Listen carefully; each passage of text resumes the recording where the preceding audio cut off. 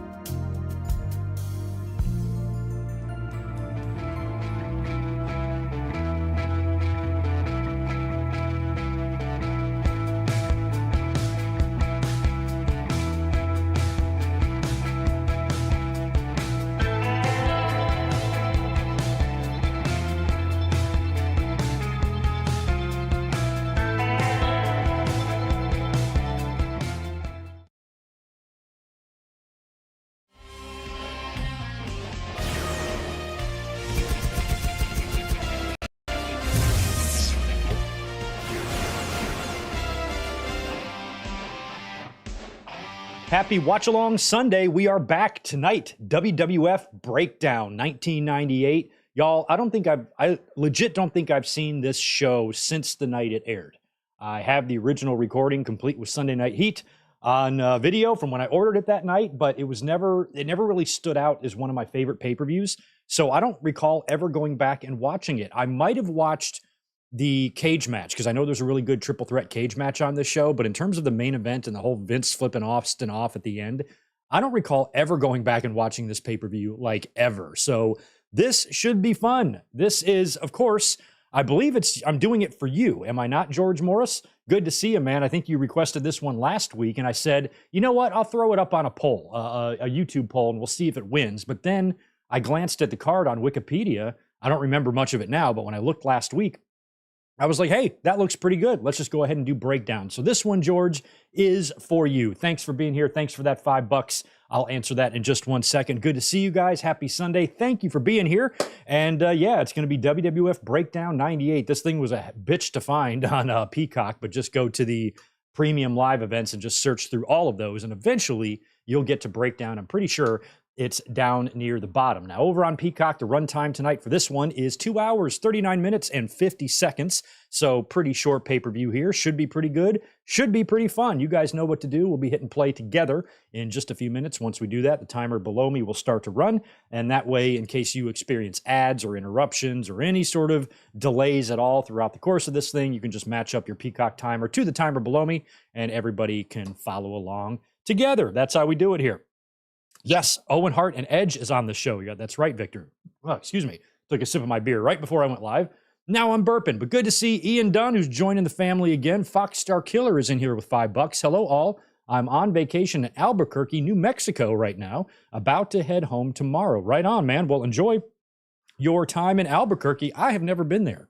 I don't even think I've been in New Mexico. I don't think I'm ever going to go to New Mexico after I watched Breaking Bad because I hated that show.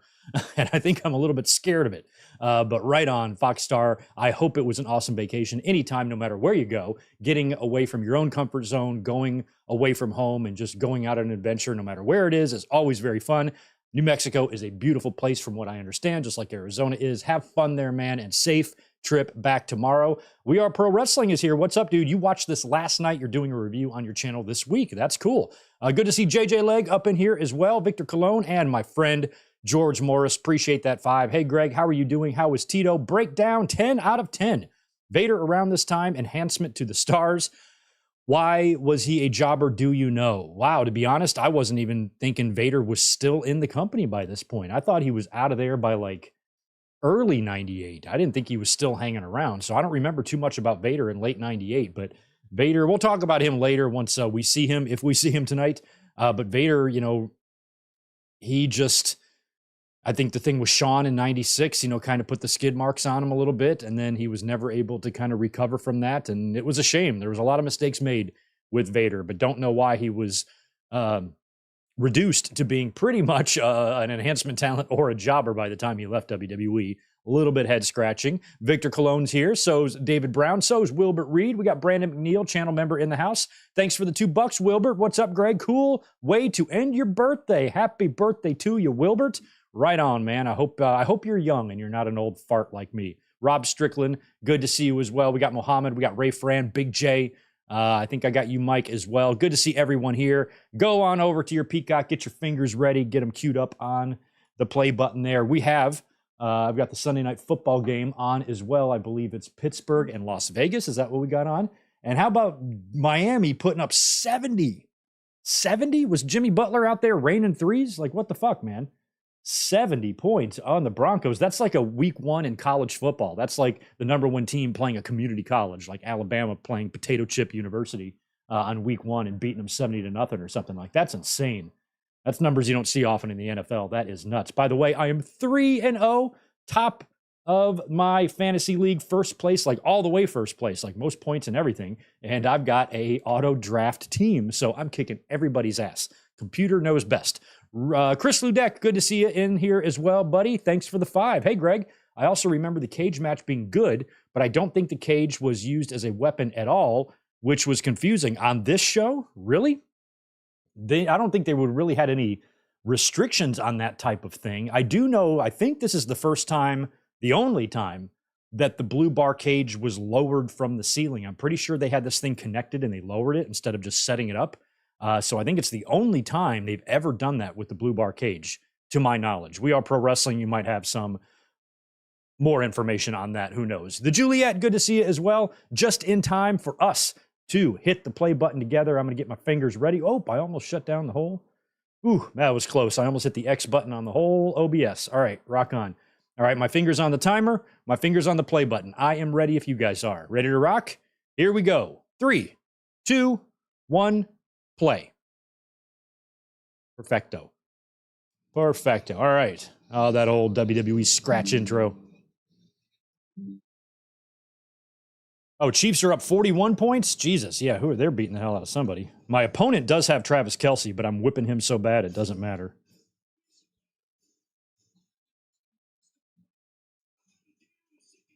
$41-10, final. Boy, they fucked Chicago up. Poor Seth Rollins. All right, so this pay-per-view is going to be right after Highway to Hell, right? SummerSlam, which we watched last year, I think. So this is Vince being hell-bent on just getting the belt off of Austin, right?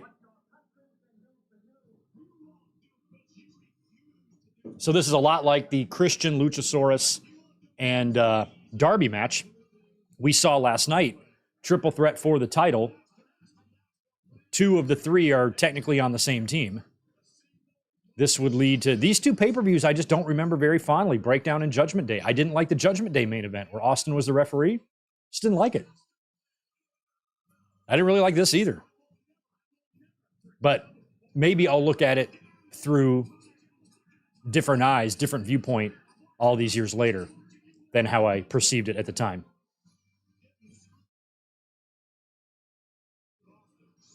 Master plan.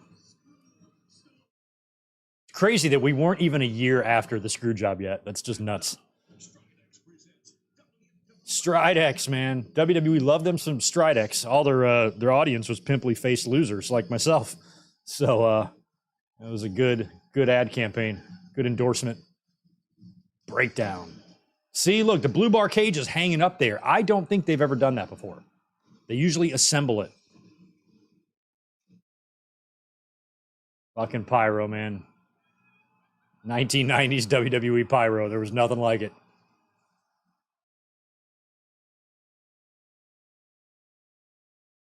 Where are they? I kind of recognize that arena. That's not San Jose, is it? No, it's not. I don't know where they are. They're going to tell us. JR will tell us. Hamilton, Ontario. No kidding. I had no idea.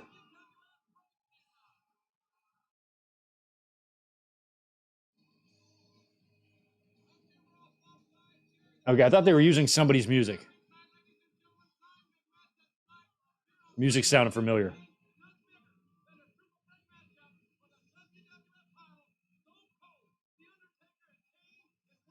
I think it was. I thought it was. Whose theme am I thinking of? Not Steve Blackman. I can't think of who I'm thinking this theme reminds me of.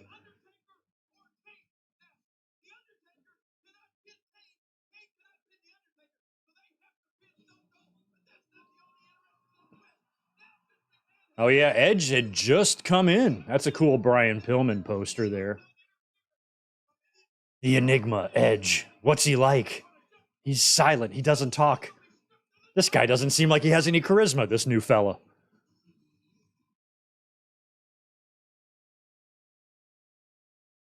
I'm so glad Edge made a great career for himself because when the vignettes for him were running, I thought they were dumb. I was like, Edge, that's his name? Edge? That's a stupid name. But he made it work. Now I can't think of him in any other way. And we might have to if he goes to AEW. Look at that very, very young Edge.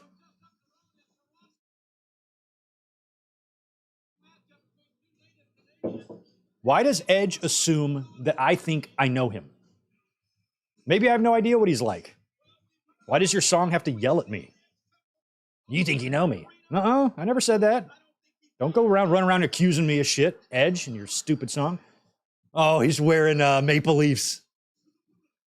Oh, what a pop Owen's going to get.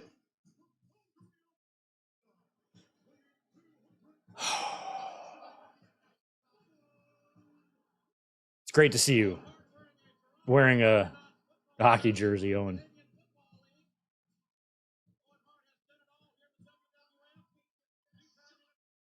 I loved Owen's little sound bites in his songs. I tried to be a nice guy, but I just couldn't grow my damn beard in. I was a victim. That's my favorite one. I was a victim. Me and my buddy Daniel used to say that. I was a victim. Edge wearing the guy liner, looking hot. He's ready for Judgment Day.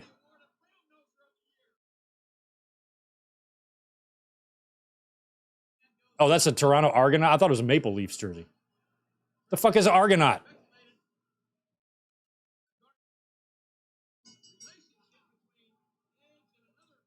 What the hell is a gigawatt? Owen and his Danger Road sign gear. I was at the show that Owen turned heel and joined the Nation. I was there. It was right after WrestleMania. Pretty sure it was the same night as the DX takeover or the taping the next night, one or the other.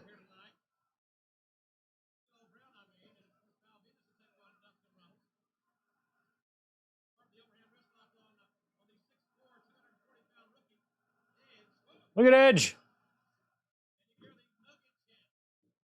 And I'm pretty sure Edge did wrestle Owen's last match. Was he in that? Was it a tag or something? I think.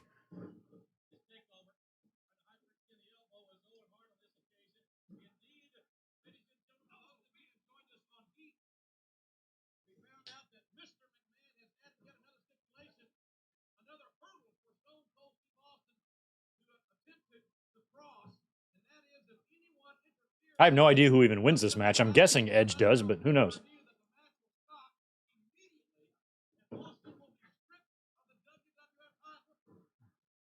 All right, so Vince is adding hurdles and obstacles for Stone Cold. Nice droppy. Nice drop toe hold by Edge, and a good drop kick, too. This kid might have something here.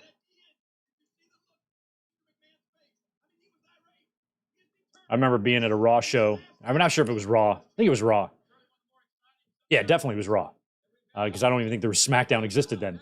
But Edge, it was when he was first signed and he had a dark match. And our seats weren't great. I was kind of on the second level. And we were like walking to our seats and I was like standing, looking down at the ring and they were doing some dark matches. And Edge came out with some very generic music through the ramp. And from where I was standing, I thought it was Chris Jericho. I was like, did WWE sign Chris Jericho? I was an idiot. No, it wasn't him.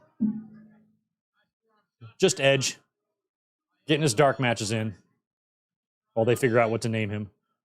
Oh, my God. The youngster.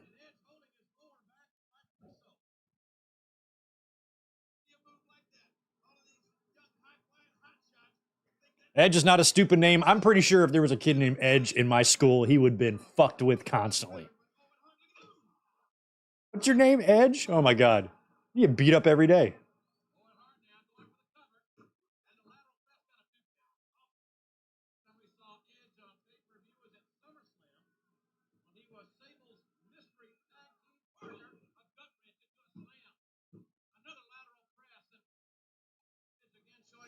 I'll never forget. It's a funny story about Edge. I remember when I was in middle school. This band, it was like a rock band, came to the school to play, like in an assembly for the school, all 6th, 7th, and 8th graders. And the name of the band was The Edge.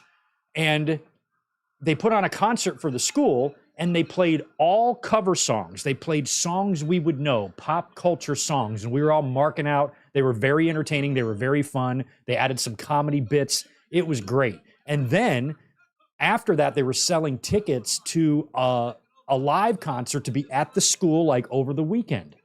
And if you want more of us and you want to come and hang out with your friends and come this weekend, we're going to be playing here. Tickets are available. They were like $15. And I remember begging my mom, let me get tickets to this concert at school because they were really fun and I want to go. So she gives me the money. I get the ticket. I go with my friends. And the entire concert, they don't do what they did at the assembly. They sing their own songs. And we don't know their songs. Their songs suck. We liked them because they were singing cover songs and they were singing shit that we recognized. And then we go to the concert and they're just playing all their original stuff. And it was like, I remember it being such a letdown. I'm like, no, I want more of what you gave us at the assembly. That was fun. It was the worst $15 I ever spent. I wanted my money back. So maybe that's why I have a problem with Edge's name. Maybe. All right, we got Edge and Owen Hart here. Chinlock on Edge. We are less than a year from Owen Hart's death. And about a year, a little bit over a year, from Edge really getting on the map in that ladder match the following year at No Mercy. I like that Breakdown is kind of like Owen's gear. This should be Owen's show. He's going victory roll. Oh, God.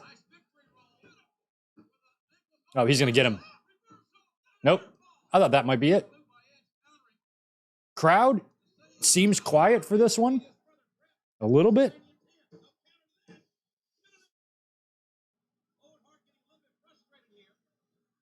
Yo, Angie Law, what's up? Angie in the house. Thanks for being here. Yeah, I wasn't sure if Edge had gotten with the Brood yet, if that had even happened, because the previous month he was like tag team partners with Sable, right? So had the Brood thing even happened? I'm not sure where they were in that storyline yet in September of '98. I was at the time of this show, I was just wait a second. September 27th. Yeah, we're almost at the year mark.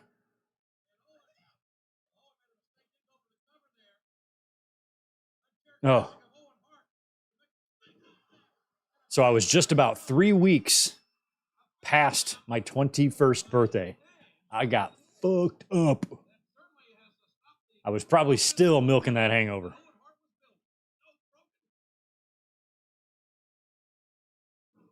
My friends took me out and they showed no mercy on my liver. Oh. Almost made it to the bathroom. We went to our last bar. My friend noticed. She goes, all right, it's time to get him out of here. She takes me home, keeps asking me how I'm doing in the front seat. I'm like, I'm fine. She goes, let me know if you got a yak. I'm like, I'm fine. We get all the way to my house. She gets me up the stairs, and right at my doorstep, I yak 20 feet from the toilet. It's all part of life. Everybody has to do it. Oh, missed.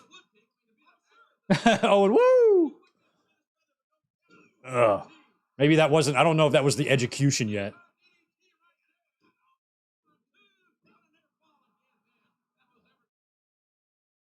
All right, crowd's getting into a little bit here.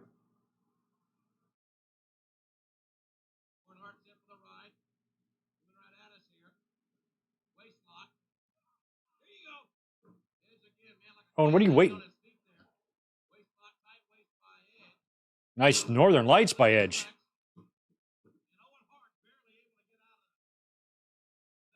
I kind of like watching these legends like in their early days and just seeing how much they've improved, how much their fundamentals have changed and all of that. But a lot of Edge's stuff is still pretty sharp here, even though he's wicked young. Whoa. That is a German.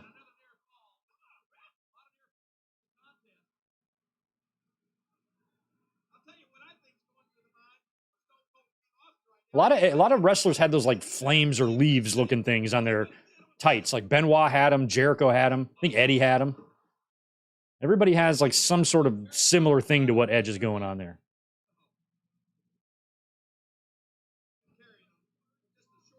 Oh yeah, Fox Star Killer. Thanks for that. That was another thing from 1998 that was getting me down, the whole Blue Blazer thing with Owen and Jarrett. Yeah, that was a mess. I feel like Owen was never going to. He got a little bit more money after the screw job just because Vince wasn't going to let him go. But I don't think WWE ever took him that seriously ever again.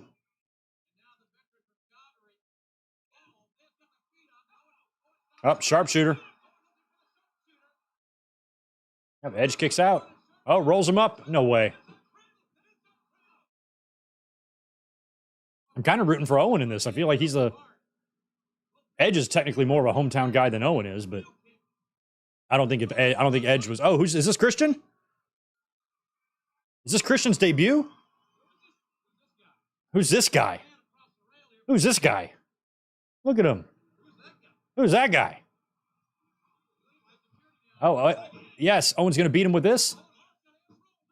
Right on. I've seen Owen get beat with that move before. I don't know who that guy was.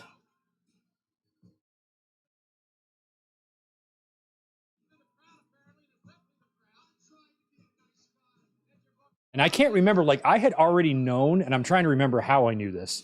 I already knew who Christian Cage was, and I knew he was coming in. Because I remember when he showed up, like, that's Christian Cage, that's Christian Cage. I think I knew a little bit about him at the time, but I somehow knew that when he comes in, he'll be associated with Edge. I just remember reading that in the sheets or hotlines or whatever. That's got to be Christian. I think you're right. Father of the Year. Hello, Sable. Hello, Doc Hendricks and your mullet.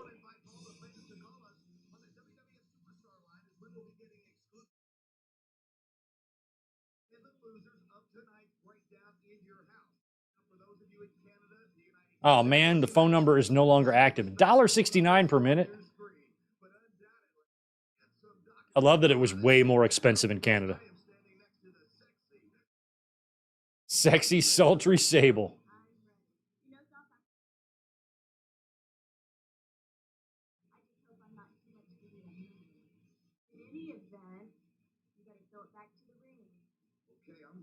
All right, Sable.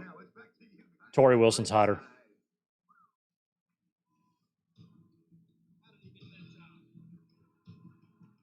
Oh, Brian Christopher. I love Too Hot's old music. So they weren't even too cool yet. They were still too hot. Or too sexy. Is that what they were? Too sexy?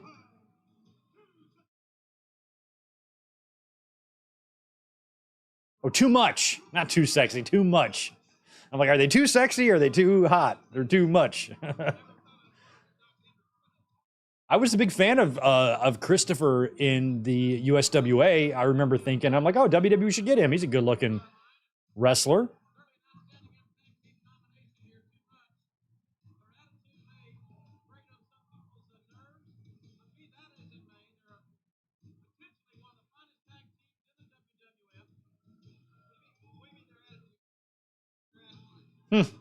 Boy, they're starting to get crazy. I like it. I can't remember how they even transitioned into Too Cool. Like they went from too much to too cool. I know I think it had something to do with the headbangers, right? They like bashed a boombox over his head and then they started coming out dancing with it or something. I think that's how the transition happened. I don't really remember. Al Snow beat Sergeant Slaughter? Wait, what the hell? What match is this going to be? Oh, the Stooges have got somebody down. Who's this? Scorpio. Oh, it's going to be Scorpio and Al against these guys? All right. That's random. Boot camp match. Oh, no. Okay, so doesn't this... How long has this issue been going on? Didn't we watch King of the Ring 98 and they had that head and shoulders shit match together or something? They've continued this another 3 months? Do we need that?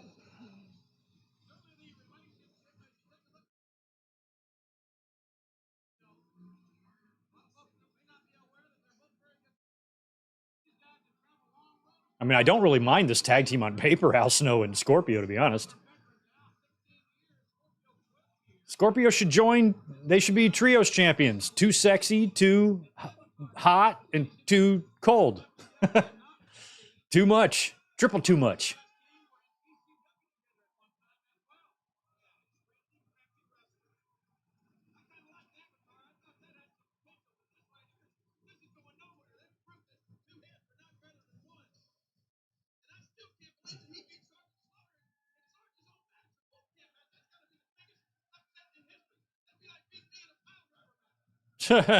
Lawler.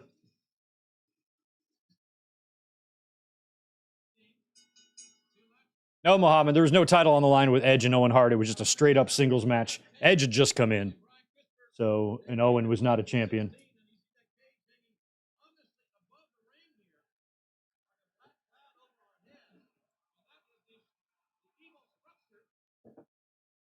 The evil structure that Kenny and Rocky and Mickey are all going to have to fight inside of.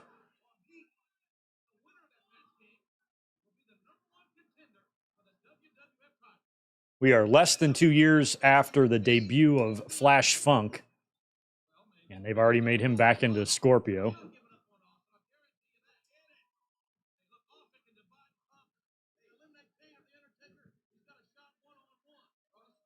Jose, you ain't too late. We're only 20 minutes into this. All you have missed Owen and Edge, but now we got a weird one.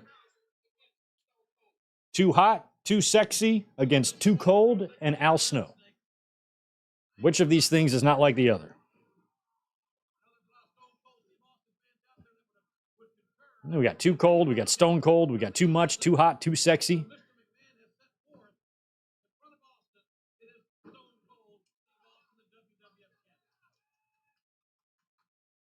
I got to see Scotty Too Hottie face Devin Storm one time, one-on-one live in person. I remember that. That was when he was just Scott Taylor.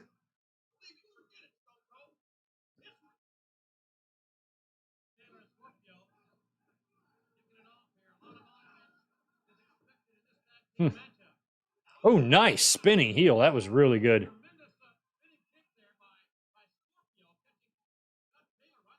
Scorpio, Too Cold Scorpio is one of the first guys I can remember who was doing some of the insane high flying stuff. We'd already starting to see a lot of agility with the Shawns, the Rob Van Dams, and guys like that. And even Mark Mero, you know, he's the first guy I ever saw do a shooting star press like outside of Japan. But then Scorpio, you know, with that 450, I think that was the first time I'd ever seen a 450 executed.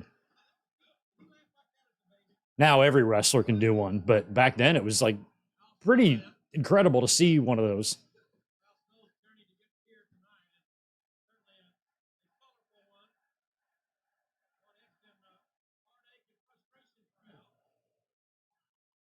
Did WWE just have a show recently in Hamilton?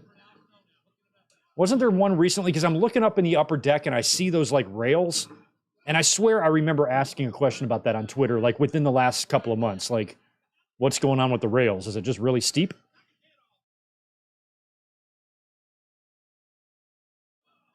Oh, big headbutts. Oh my God. That would be hard. If I was a wrestler, it would be hard for me to throw a working headbutt. I think I'd be too flinchy, you know, because just one little wrong step or one little tilt to the right and you get blasted in the face by a headbutt. Like, I just don't want to be headbutted.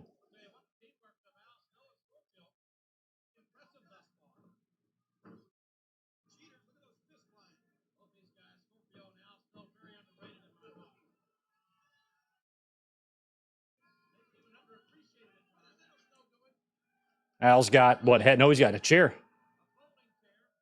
It's a chair that folds. Oh, hey, this isn't legal. Ref Jack Doan had the WWE handbook out today, and I swear I read that chairs were illegal. I think it was like Rule 4. Cheaters. Nothing worse than a cheater, man. I'm not wrong about that, right? That rule's in there. Now he's got a chair. He's going to launch off it. Sabu. Oh, yikes. That was I knew that wasn't going to work. Oh, man, that was all great. Jack Doan, the idiot. You missed all that.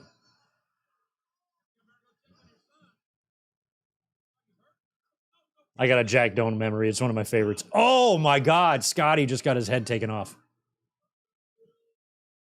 We were, I don't remember where, maybe Fayetteville. We were hanging out before the show where the wrestlers come in. And Jack Doan pulls up. And my buddy is like, for some reason, because we're kids, we're dumb. He's like, yells down at Jack. He goes, "Hey, Jack, is your last name Mehoff?"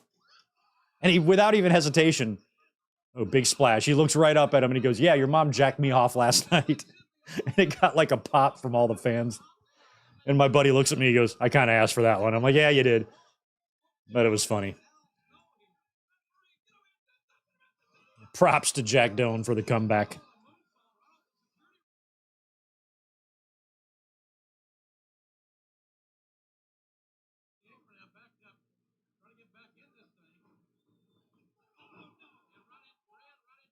That's right up there with, remember, some fan that I was bitching with on Twitter the other day reminded me of this.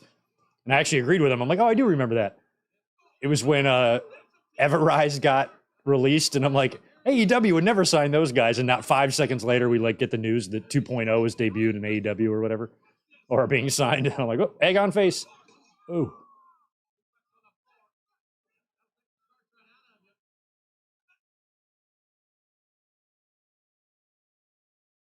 Oh, wow. I mean, I guess this was a pretty short-lived team because I also remember Scorpio being with Ron Simmons a bit. But I just feel like Scorpio's floundering at this point. They're just throwing him in shit. But at least he's got a pay-per-view match in 98, so that's not too bad.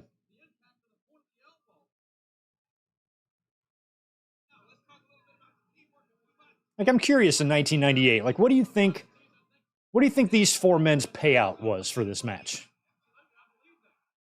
$2,000? Something like that? Is that how it works? I don't know. I think they still get payoffs for pay-per-views, right? In addition to their guarantee on their contract?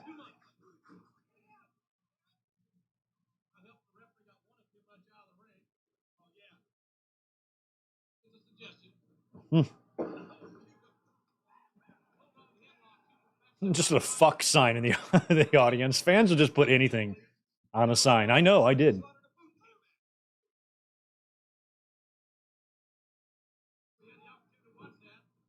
Wow.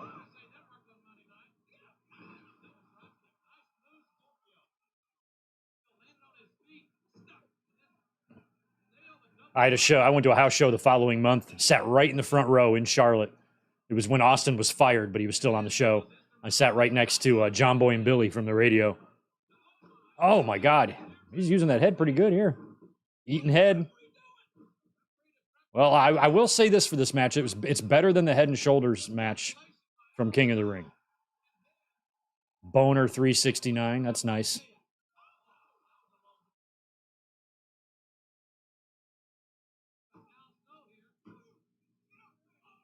Oh! He was really late with that leg drop. Referee stopped counting. Both were late. Jack Doan hesitated on both 3 count. This is a clusterfuck. Yeah, the referee's confused. All 4 of these guys are confused. Fans are confused. Oh, DVD.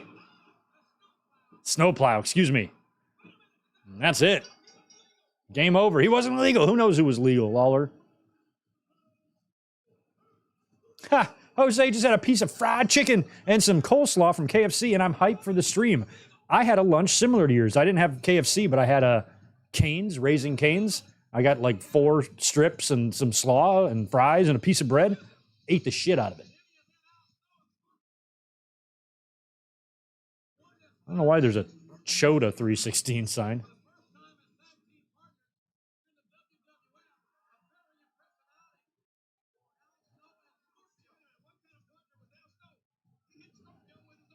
Hell yeah. Greg, 118 to 84. Fucked him up, man. I got some good dudes on my team. Kirk Cousins has been doing great for me.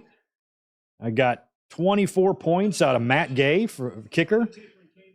Got 12 from my defense, 17 from Chris Olave. Miles Sanders hooked me up. My team's awesome. Check out that pillar behind them. Is that like wood? Or cement?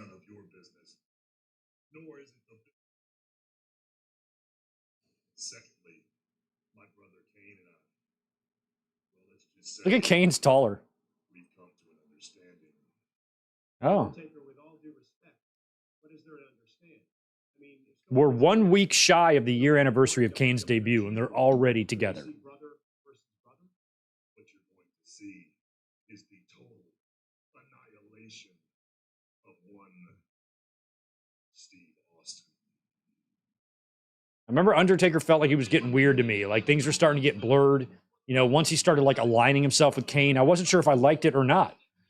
Because it was just, I was noticing changes in the Undertaker. Attitude Era was here. He was having to be a little bit more human, you know, when he spoke and things like that. But my favorite thing about him in 98 was his theme music. I loved this version of Taker's theme. It's my favorite one that he's ever had. It was on WWF The Music Volume 3, remember? That one. What's up, Miss Texas? Looking fine as always. So what is this? It's gonna be Jackie and Mero against somebody? Or maybe it's just one of them. Maybe it's Mero versus somebody.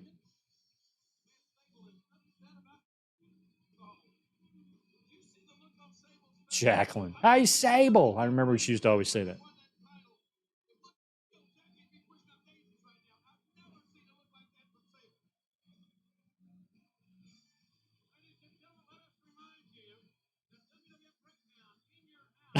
That fuck sign right on the hard cam is just a trip. Come on, Canada. I thought you guys were polite up there. Ooh, I should have made my breakdown sign spin. I should have done that. Why didn't I do that? That would have been fun. What is that? There's another sign that says, suck my big... Oh, it's Draws. Oh. Oh, Draws. Rest in peace, Draws. Venis 316 inches. That's awesome.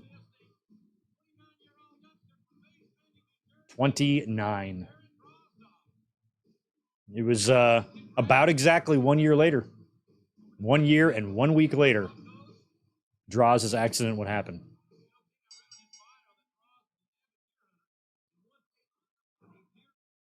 Ew. I heard JR goes, King, I heard Draws is an avid deer hunter. He once ate a deer's heart. That's nice. Whenever I think of deer hunting, I think of Marissa Tomei and my cousin Vinny. Imagine you're a deer. You're prancing along, you spot a little brook. You put your little nose down to the water. Bam! A fucking bullet rips off top of your head. Imagine you're a deer. Oh, nice dropkick by Draws. He was athletic, man. They sent him to ECW a little bit. He did a couple things in ECW, I remember.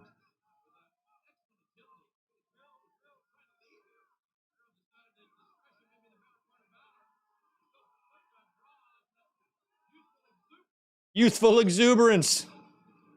Oh, Mero with a bump. I like Mark Mero. Met him a couple times. He follows me on the Twitters. He was always super cool. You better get away from me, Draws. Yo, Justin Kong Lang. $2. Happy birthday tomorrow, turning 28. What are we doing? I think we're going to do a Raw review. I think I'll be up here after Raw tomorrow. I don't see any reason why not. I think I skipped it last week. So let's not skip it tomorrow. We'll do a Raw review. We'll hang out, that type of thing.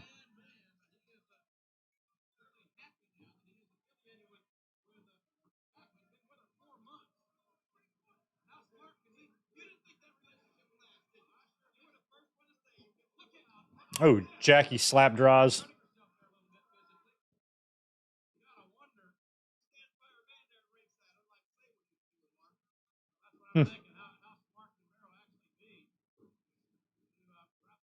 Ooh, wow.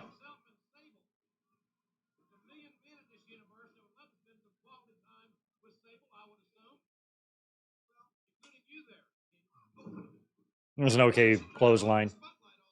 So, the last couple of WCW pay-per-views we've watched, I've been pretty critical of them kind of just throwing meaningless matches on there. I kind of feel that way about this show so far. Like, think of the first three matches we had. Ooh, God. What a bump.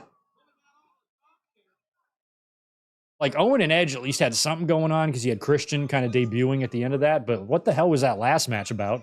And then this one. Let's do this shit on Raw. What the hell do you need Draws and Mero on pay-per-view for?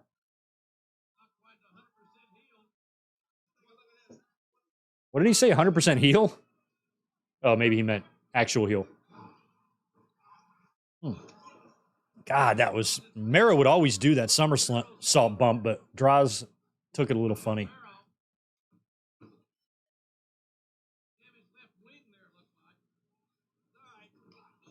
Wow. Unorthodox is right, Jim Ross.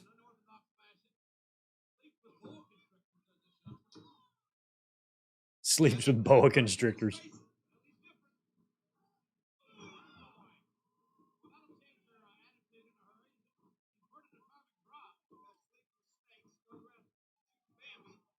Going around shooting Bambi.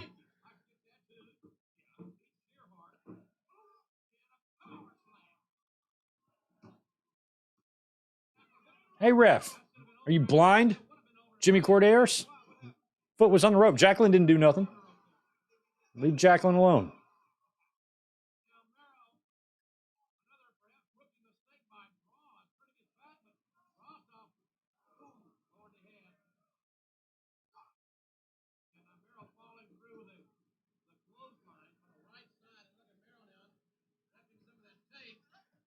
Victor, we talked a lot about Raw moving to another night yesterday on the podcast. It's definitely possible.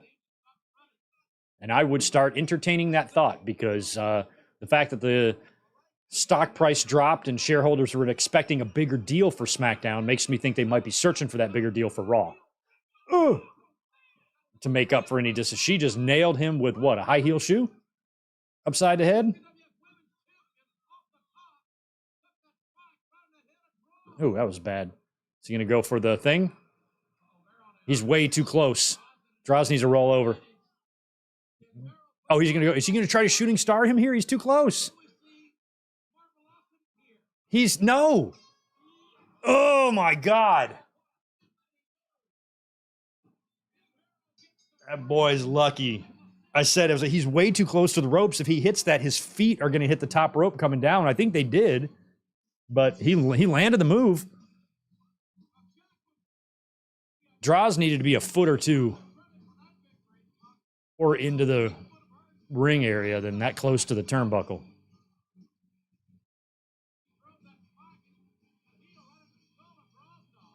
Look at this. Watch how close. I mean, when he comes down, his feet. Oh, maybe they didn't hit. I don't know how they didn't.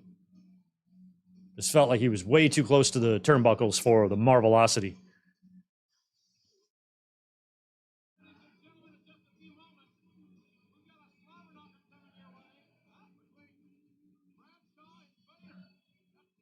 Bradshaw and Vader is up next. Man.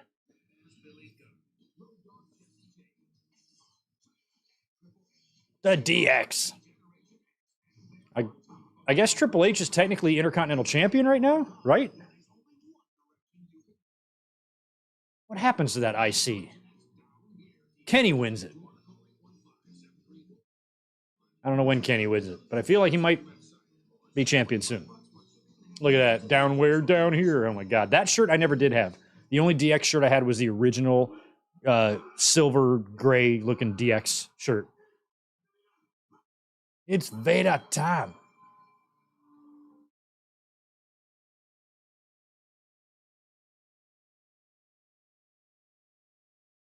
I had no idea Vader was still there.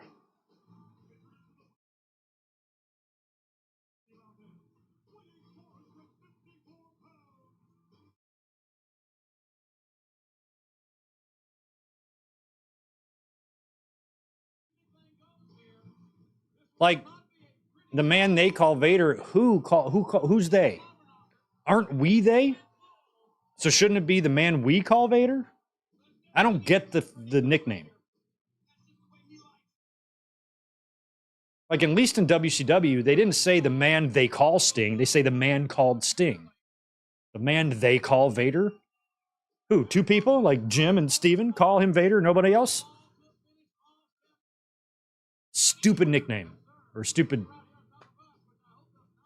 catchphrase, whatever it's called.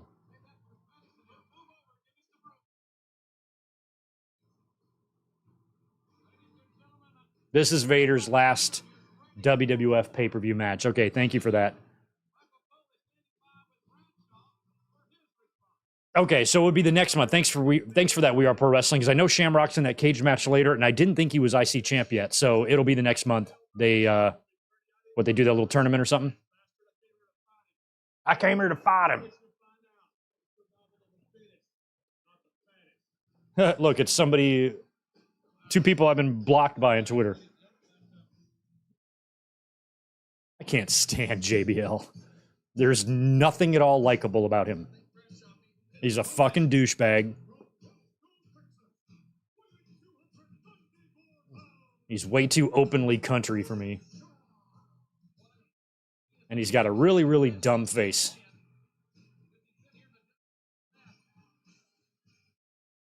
I kind of like that. The music I think that they're using is the Blackjacks. Or it might be his Justin Hawk Bradshaw kind of theme. I think it is, actually. So I don't even remember what they were trying to do with Bradshaw at this time. So he's not with the Blackjacks anymore. Wyndham is either injured or gone. Now he's singles. And I guess it would take a few more months for him to become an acolyte with Farouk.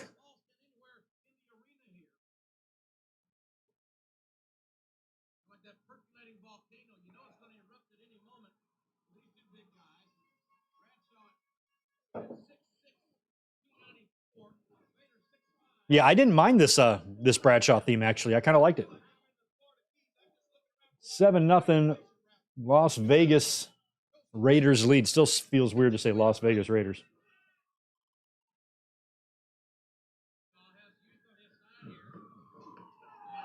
Oh, man. Yo, Spaz, appreciate that 20 from you, my friend. A series I started during the pandemic and then abandoned. NXT Rewind makes its return October 1. October the 1st. We'll be looking at NXT TakeOver Unstoppable 2015, the last one before they left Full Sail. Check your vid and pod platforms. Yeah, that's all, man. I barely remember those old days. We're coming up on like, what, 9 years of NXT really starting to get on the map. That's crazy. Yeah, check out Spaz's Rewind series on a look back at NXT. Maybe one day we can bust out an old NXT TakeOver. Maybe one from 2016 or one that was like really, really good. Watch one of those for fun. Maybe a members only type of deal. Oh, that's right, Victor. Thank you. Wyndham turned on Bradshaw and joined the NWA faction. That's right. I done forgot. Yeah, I forgot Barry Windham was a part of that. Oh, it looks like Pittsburgh's going to score. Was that a kick return? Nope, 3rd and 7. Oh, there's a flag.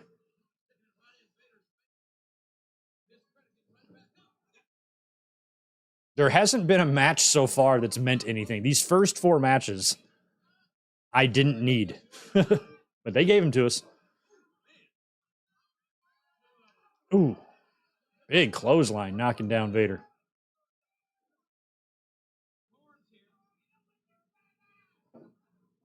Hit him with your fat ass. Oh, Vader all in the timekeeper's area. I hated 1998. Look at that guy going like this in the thing. Oh, punch his face. His name's probably Caleb or something. Or Ethan.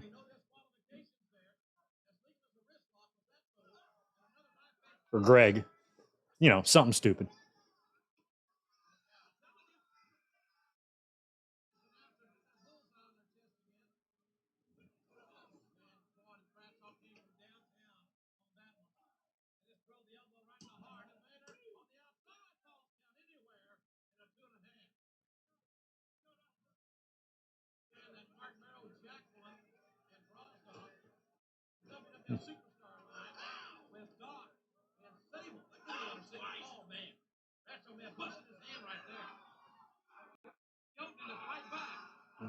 All right, Vader's on the offensive now. He's got Bradshaw down. I'm assuming if this is Vader's last pay-per-view match that he takes the L here.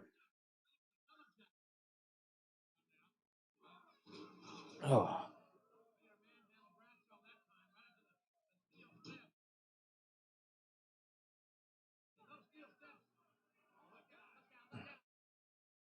Yeah, okay, thank you. I know Barry Windham went back to WCW, and I was pretty sure he was there in 99, but I don't remember the timeline, so he'll show up on Nitro in a couple of months, swerving Ric Flair during the build-up to the Flair-Bischoff match at Starrcade. Wow, so he was on his way out of WWE at this time. And then I know Windham was part of the rap is crap shit or whatever.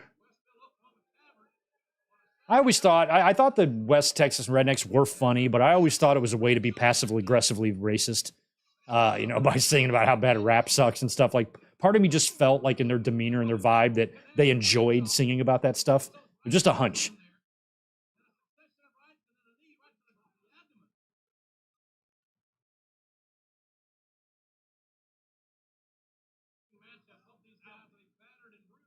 And I remember like not loving the whole thing, but the comedy of like Kurt and everything was really good. The song was pretty funny. I just didn't like it. I thought it was an excuse for them to say stupid shit. Oh man.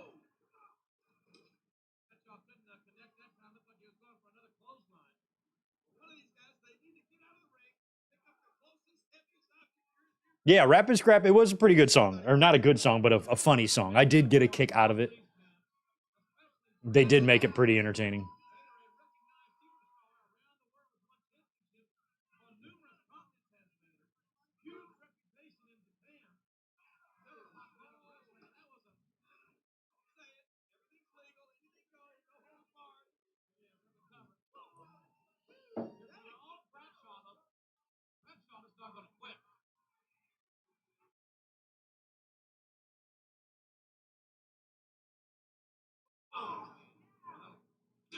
Oh, there was a Vince, please fire Shane sign in the crowd. I want to say around this time that Shane had just started appearing on TV.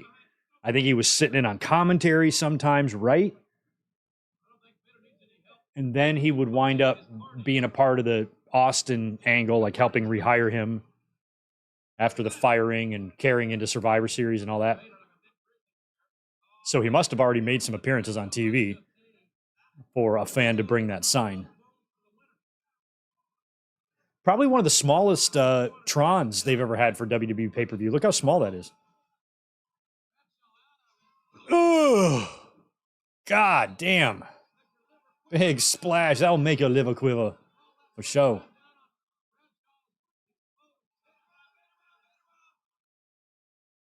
Yeah, Shane was on Sunday Night Heat. Thanks. Yo, Richie, what's up? I miss you. Oh, shit. I miss you too, man. Almost unplugged my microphone. Oh. Is he going to kick out of the Vader, the V-bomb? He is.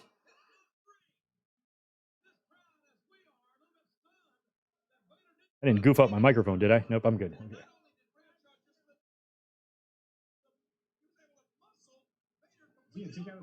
Nope, I did. Okay, we're good. I feel, what have we gotten out of this? Like 10 minutes? Oh, there's a clothesline from hell. That's it. Clothesline from Satan. No, he kicked out of the clothesline from hell. All right, I guess that wasn't his finisher yet.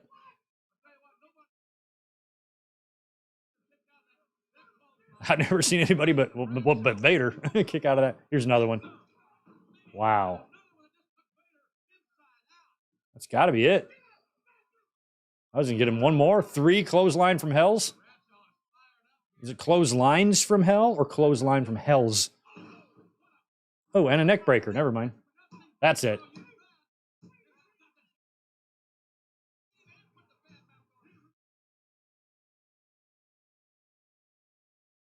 Poor Vader.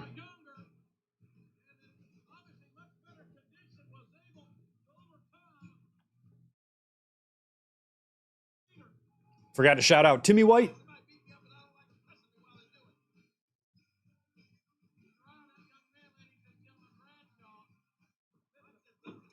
Oof.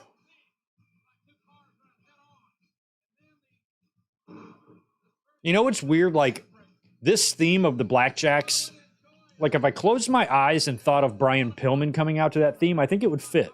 Like, the way he's always, like, grabbing at signs in the crowd and just talking on his way out. Like, I think a theme like that would have been better than that loose cannon one that he had. Oh, Jason Sensation is here.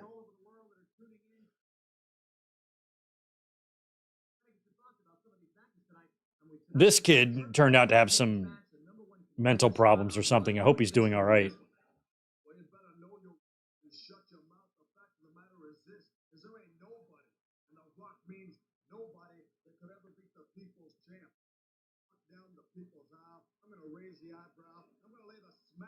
I don't even know why they threw this kid on TV for like mediocre impressions.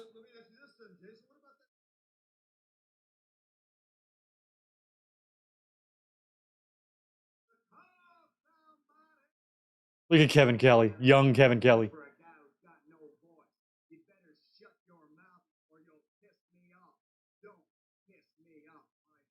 I don't know who that was. Jarrett, maybe?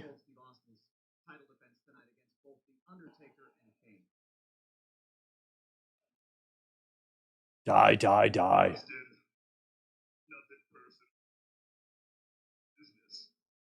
Ew, I remember kids would do that at school. They'd flip their eyelids in.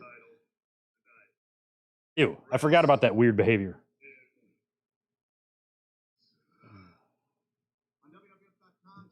Okay, that's enough of that kid. I don't need him. I always thought he was weird as hell.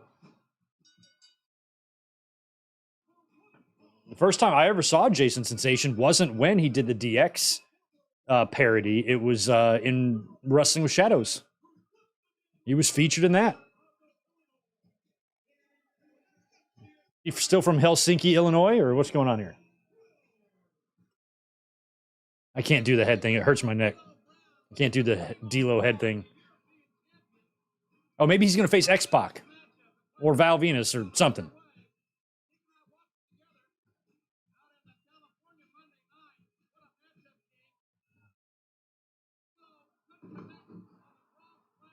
Oh, yeah. Didn't they? They traded the European, didn't they?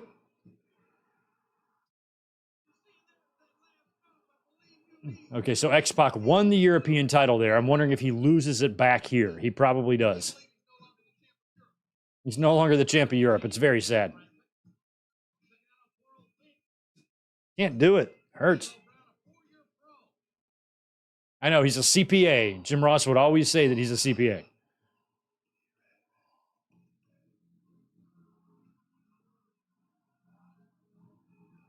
Oh, it's Gangrel. Okay, so it's not X-Pac unless it's a triple threat. Come out. What are you standing there for? Come on, there you go. Start walking. There you go, Gangrel.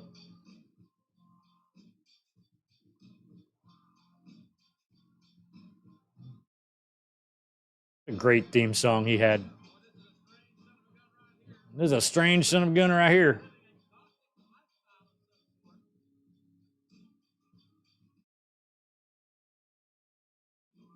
I don't know what that red liquid is here. Hopefully it's a nice, you know, Napa Cabernet. But it's probably blood.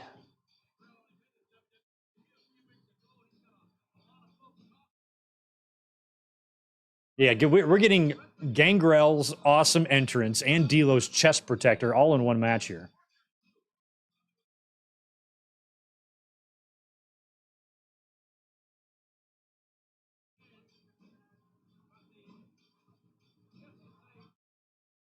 I mean, I don't know what that shit is. It's probably like some grenadine or like some strawberry syrup or some shit I'd buy from my bar to put in cocktails. Some thick, disgusting, sugary shit. Okay, so this is not a triple threat. This is just one-on-one.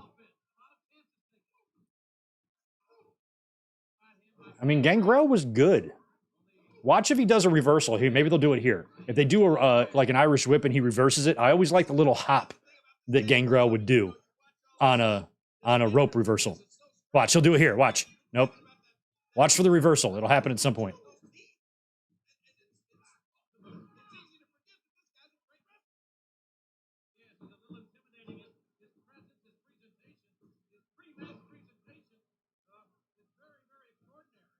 He was good in the ring. He's got crisp, good-looking stuff. He was fast and pretty agile for a dude his size.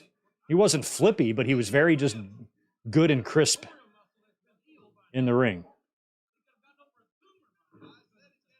He could have gotten over a tumor by now. Okay, rope reversal here. Here it is. Watch. Here it is. Watch. Oh, no, I think Gangrel's got to be the one to reverse it. So it didn't work on that one. You recognize.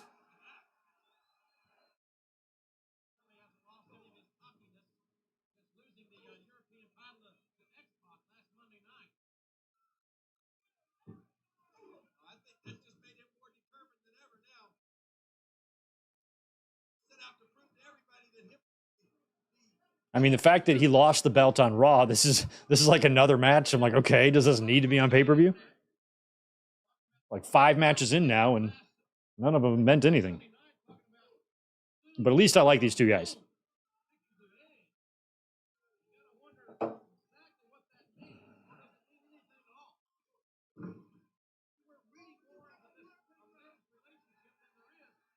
I'm looking at the real deal now, D'Lo.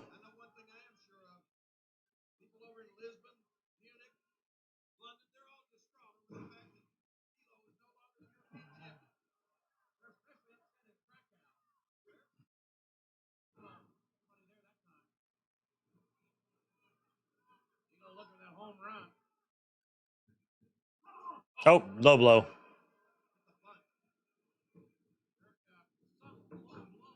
Oh, big buckle bump and everything.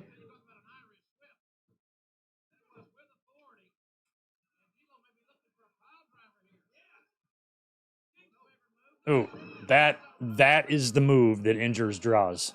What D'Lo just did there.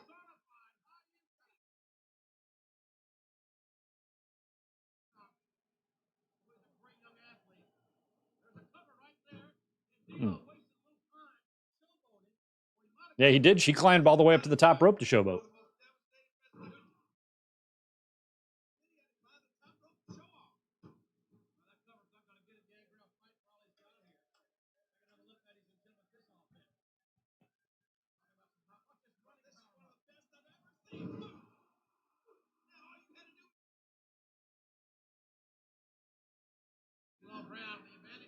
Come on.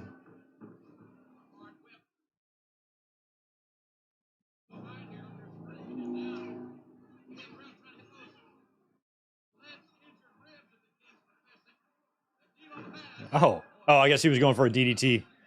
D'Lo held the rope.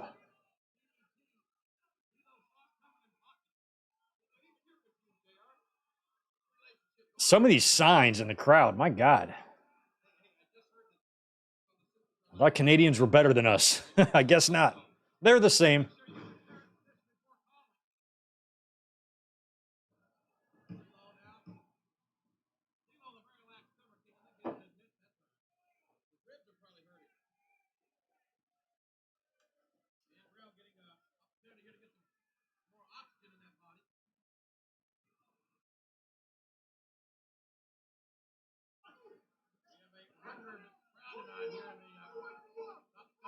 Oh my God. Check out the Know Your Role Jabroni sign with a G. G-E-B Roni. I thought it was J-A-B Roni. Jabroni. Not Gabroni. It's not a Gabroni. It's a Jabroni.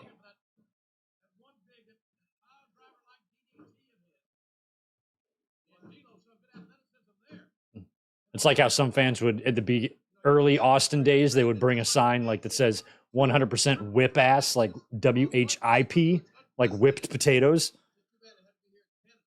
No, it's whoop ass, not whip ass. Whoop-pa.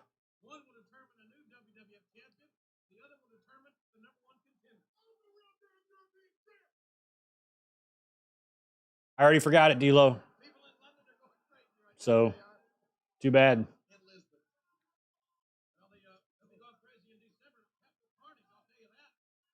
Capital Carnage coming up in December. Oh.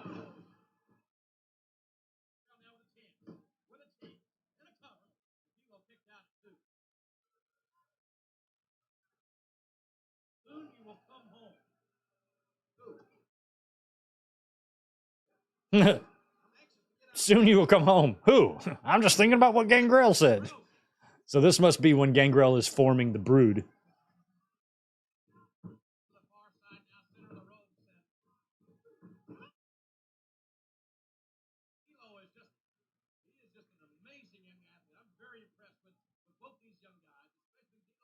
Oh, Angle slam from D'Lo before Angle even debuted. Will you count faster? I don't know. Capital Carnage. I don't know. Those England only VHS specials weren't very good, were they? I hardly watched any of them. Mayhem in Manchester and Capital Carnage and Rebellion. I never watched any of those. I have a bunch of them, but I don't think I ever popped one in and watched them.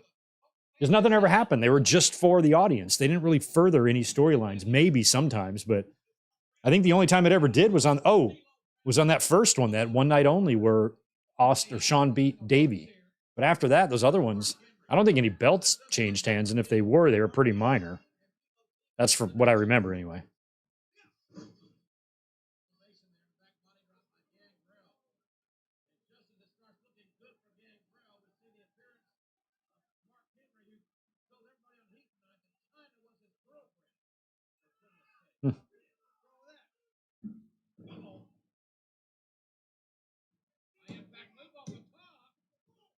Oh, Mark Henry's out here. I was trying to watch this running play by the Raiders.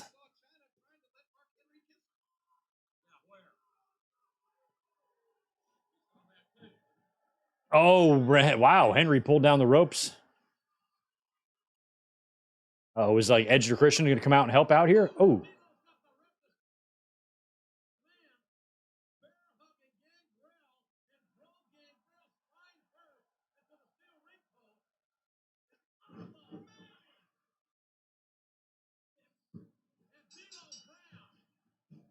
D'Lo wins with the lowdown and help from Mr. Henry.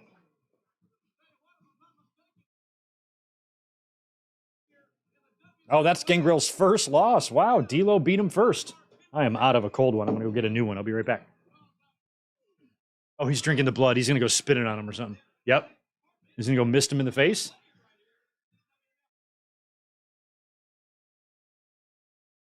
Oh, right in the face.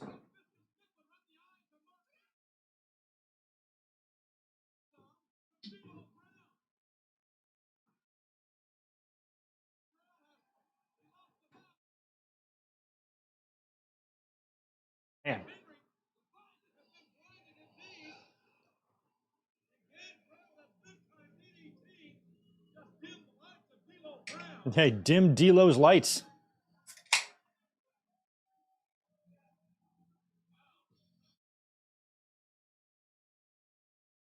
It's a strange man. Gangrel fears garlic.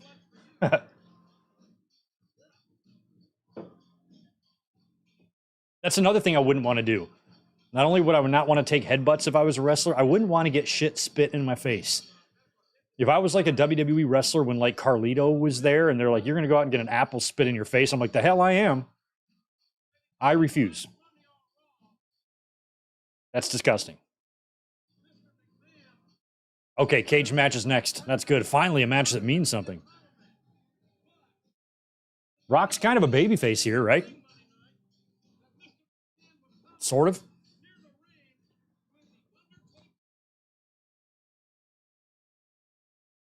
Or maybe Rock is becoming, he's on the transition of becoming a face.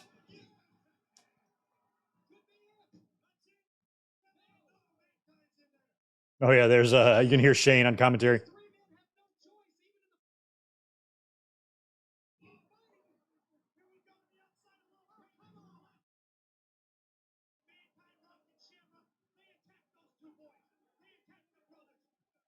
Fucking Mankind's got a Dude Love shirt on, a Mankind mask on. You don't know who he is.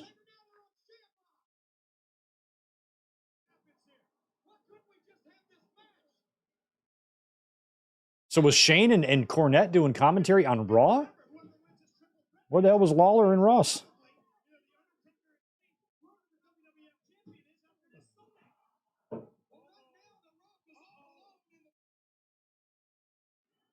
To Redwood Forest. Look at him, just taking it right to both guys.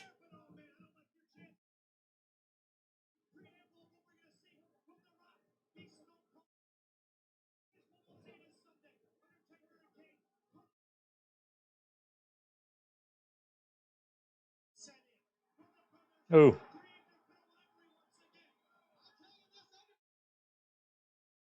I love how Rock took the choke slams. His legs would flail around, flail about.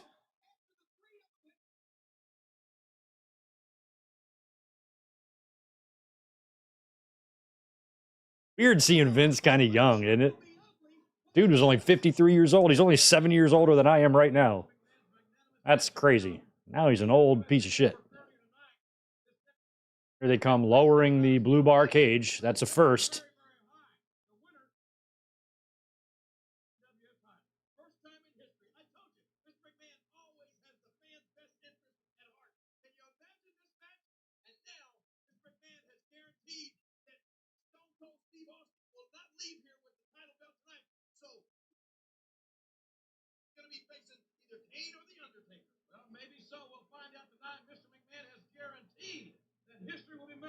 All right, Vince is guaranteeing history.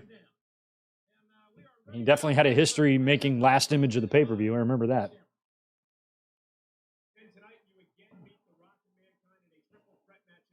Michael Cole, no frosted tips yet, but they're coming. They are coming.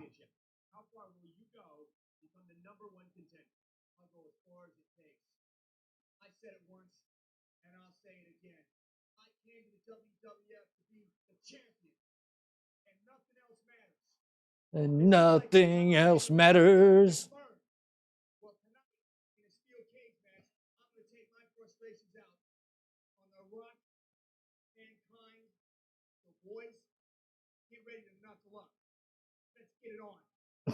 His promos were so weird, Shamrock's. I liked Shamrock, though. I thought he would have looked great with the Winged Eagle title, like if he would have won that. Rock, what is it with you and monkey crap? I don't get it. It's not as funny as you think it is. Monkey crap, really? How about giraffe crap? That would be funnier. I got no sugar in my testes, none. You can test them. Test them for sugar. I mean, they taste like sugar, but there's no sugar in them.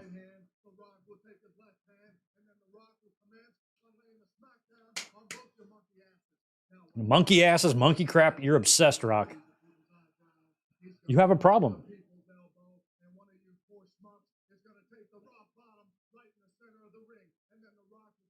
I guess I never really noticed that Rock has a 5 head. He's rocking a Peyton Manning right there.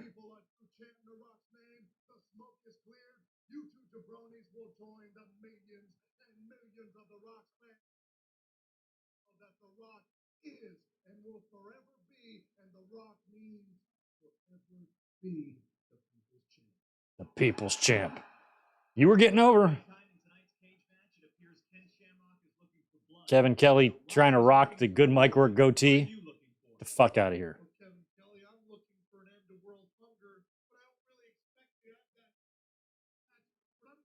I'm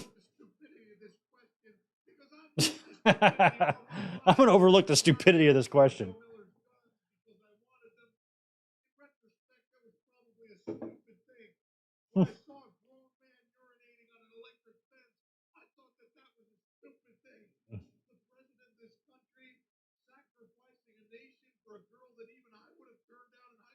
Oh, Foley, you probably voted for Clinton. I'm surprised. Yeah, Clinton was getting his little wiener sucked right around this time. Nation was freaking out.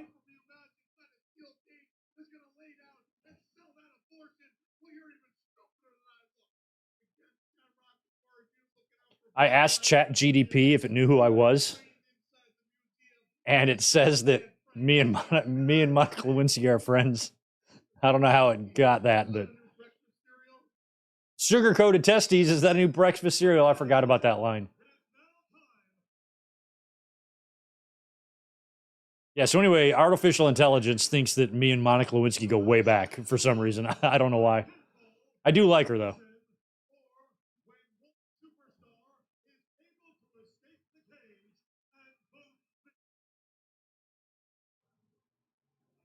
It's like all those conservatives look pretty stupid, losing their mind over what Clinton did, and then blindly defend the corrupt, idiotic sex pest that occupied Washington for 4 years. And all the pussies he's grabbing and hush money. All that's fine to them. No problem. God forbid, don't multitask. Don't be on the phone with the prime minister while you're eating pizza, getting a blowjob, getting shit done. Don't do that. Because that would be reprehensible. But go ahead and cheat on every wife you've ever had. Say you want to fuck your daughter. Grab pussies without permission. Admit on Howard Stern that you're a sexual predator. Get indicted 4 times, impeached twice, charged with 91 felonies. No problem. But never do what Clinton did. Yeah, I kind of forgot they had gone to the all red ropes for about a year and a half at this point, too. It was different. So seeing the blue bar cage in this environment with the frame around the top, it was weird. It's definitely it's got to be the only time they've ever done this. And I think after that, that's probably why they switched to the other type of cage. Probably weighed less and a lot easier on the wrestlers.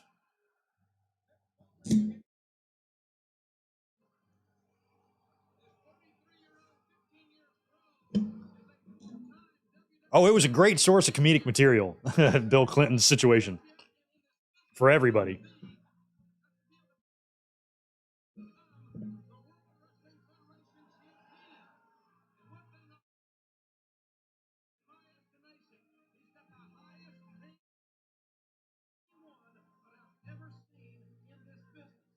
I'm trying to think. Foley has been in 2 of these blue bar cages. He faced Triple H at SummerSlam the previous year. He might have even been in another one. That's a funny statistic to try to come up with in your head. Like, how many guys do you think have been in multiple blue bar cages and multiple Hell in a Cell matches? Yeah, see, I do remember Breakdown. I remember this being one of the loudest and first loud ovations I heard for The Rock. I'm like, he's getting there. See, look at all these signs. They were into him. He's still got that nation music.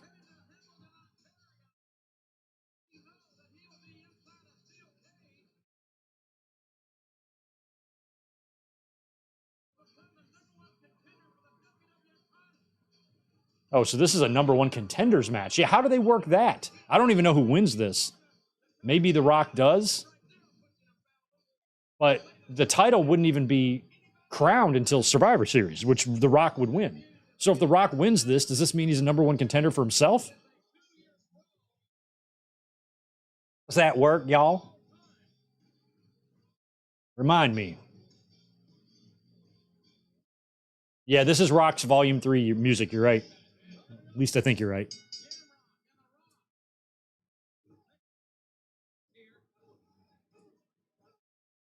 Oh, tag match. Yeah, tag match with the Outlaws. Thank you, Ray. So that's 3 blue bar cages that we know Foley has been in. That's probably it. It's probably just the 3, putting him in 2 this year alone, and then 1 the previous year.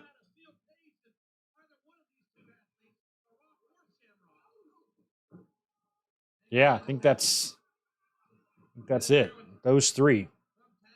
And he's probably been in 2 Hell in the Cells, the famous one, of course. He was also, was he in the one on Raw? Wasn't there the Raw one that he, I think, was in? I think. Or maybe that was somebody else. Oh, he's been a referee in a Hell in the Cell, hasn't he?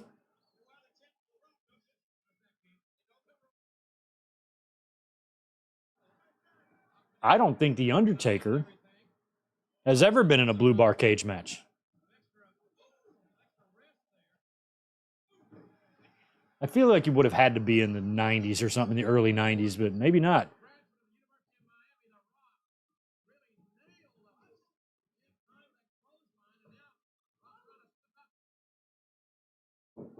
No Way Out 2000. Thank you. So that's another one. So it might be 3. Yeah, Mankind versus Kane, Mankind versus Taker, Triple H versus Cactus. So that's 3 Hell in the Cells and 3 blue bar cages. Are we missing? Are we missing one of either? Was there another Hell in the Cell that Mankind has been in?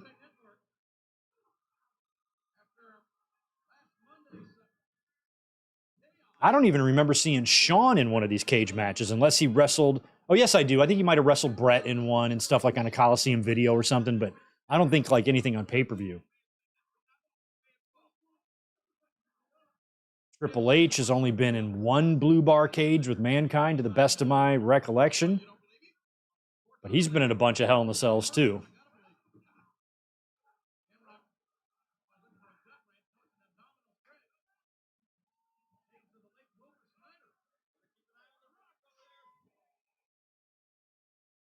Yeah, I want to be technical. What blue bar cage match did he appear in? Oh, yeah, it was... a double abdominal stretch. That's interesting.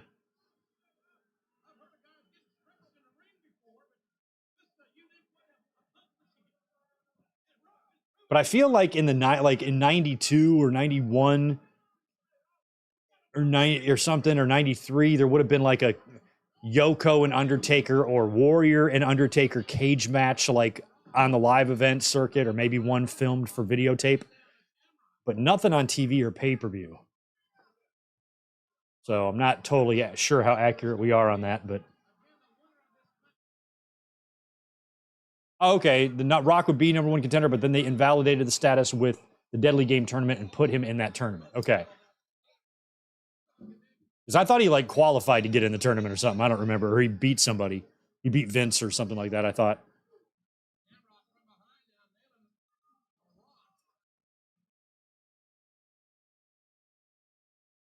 So I'm wondering, like, in WWE Creative at this time, if they knew that at Survivor Series it was going to be The Rock, or if they were still figuring that out, which is why they made him the number 1 contender here.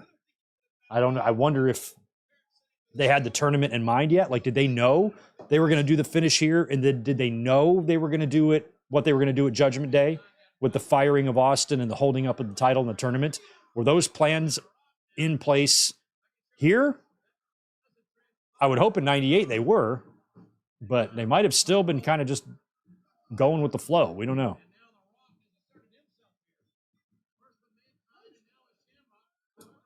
Undertaker wasn't in a televised steel cage match until 2001, and then that would have been the regular cage, probably the DDP match or something, right?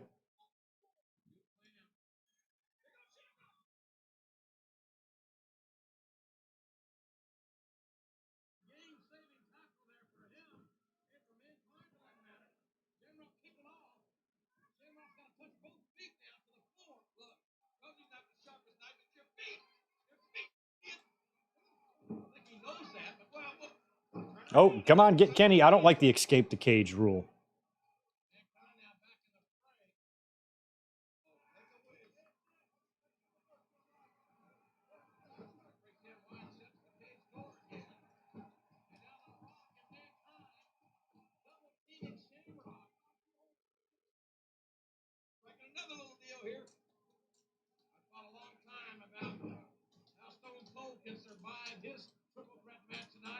One way is to divide and conquer, to eliminate early the Undertaker or Kane and make it one-on-one. Or just maybe, Kane, this brotherly love that we are seeing between the Undertaker and Kane is not as... Is this like the beginning of Rock and Sock, kind of? Just Rock and Sock would still be a year away. We got a few months until the Rumble, till The Rock turns Mick Foley's brain into cottage cheese.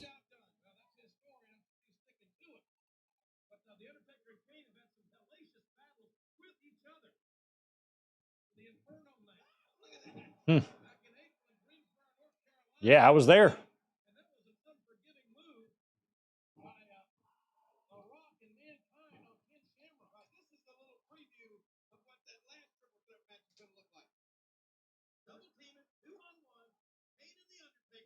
There, I'm posting that stat on Twitter and see if anybody has anything else to add to it.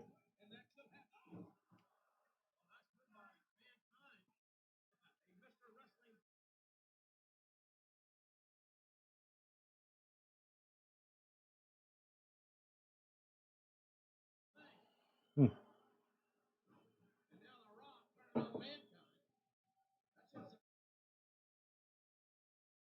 The Juliet, incorrect. The final time that cage would be used would be a few months later at the show I was at, 1 year later at Unforgiven, during the Kennel from Hell match. That would be the last appearance. But you're technically right in the appearance by itself, because that night the cage was surrounded by the Hell in the Cell. Yeah, they painted it black for St. Valentine's Massacre. Fucking Vince. Probably the gnarliest bump I think I've still to this day ever seen.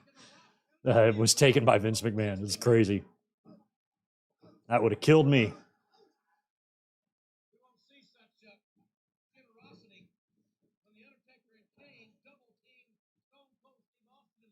Yeah, Jim's $2 steak line is tougher than a $2 steak. If you find a $2 steak, do not buy it or eat it, and then you won't have to worry about it. Okay, see, now that I did not know. Who says that Victor, the Blue Bar Cage, would make one more appearance in 2001 at a UK pay-per-view? See, that I wasn't aware of. So I'm wrong. Victor educated both of us. Rebellion, Foxstar says, so I'm wrong twice.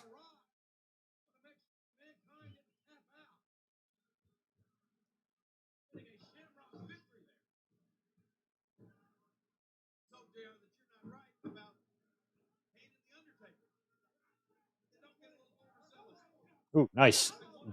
There you go. I like how all three men have traded working together. Now it's Mankind and Kenny stomping down Rocky. I mean, Rock and Kenny had wars. How many pay-per-views have they worked to get against each other? This year alone. Rumble and Mania for sure. Now this one. Might have been another one in there somewhere. And I'm pretty sure they worked Survivor Series in the tournament. So 4 minimum pay-per-views Rock worked with Shamrock in 98. That's like 33 1/3%.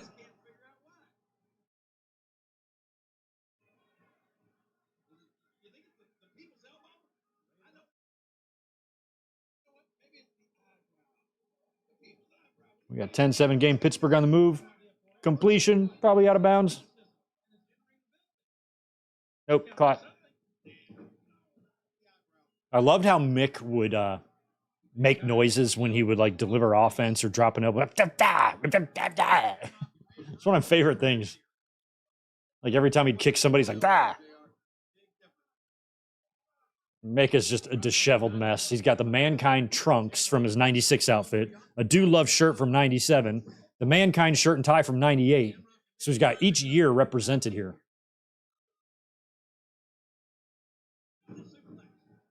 And the Mankind mask also from 96.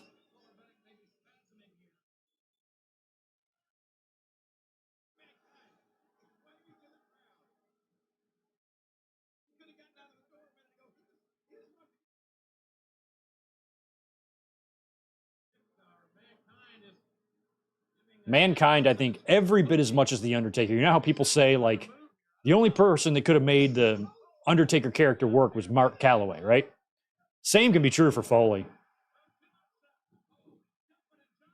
That Mankind mutilator looking gimmick that they made for him would be so fucking hokey maybe on anybody else, but it was one of the best characters they ever had. It was completely homemade. They came up with all that. And luckily for them, it fit like a glove the person they put it on.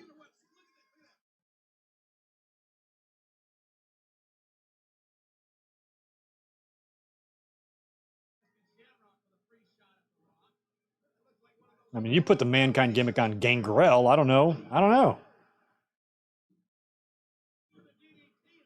Probably still be good, but he would lack that crazy element. I love that. That was one of Rock's, the first moves Rock ever learned. The DDT, that reversal into the DDT. If you go back and watch his old training videos in the warehouse with Dr. Tom, he's doing that. Can you throw it through the bars? You got to throw it over the cage. It's a double people's elbow? How are you going to do this? Oh my God. Oh, in the middle?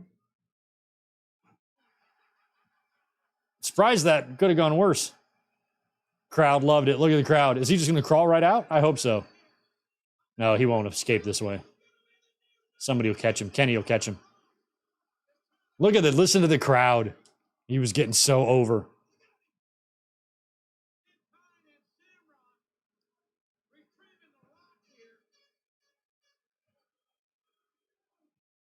Oh, down goes Kenny.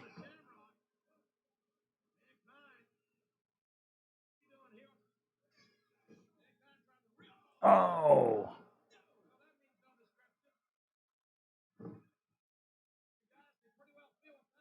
Mm-hmm.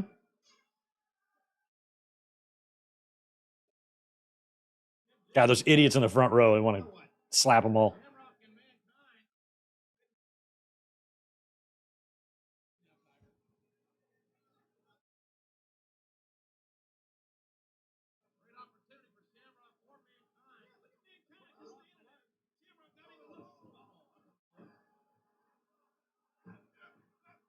Uh-oh.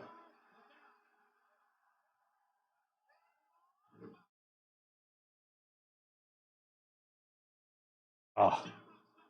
I thought actually that might be the finish. I didn't realize Kenny was so close. I mean, they have to hit the rope so slowly, too, or they're going to whack the cage as they come through.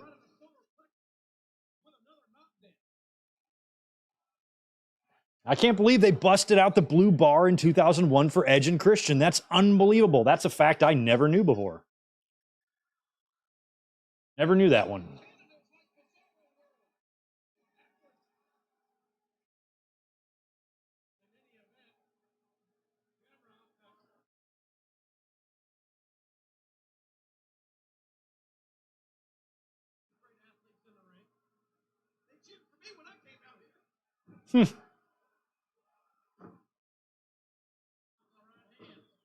I never liked those big gaps in the corners. They would have that problem with the regular cage, too. Like, if you're small enough, like Spike Dudley could crawl right through that.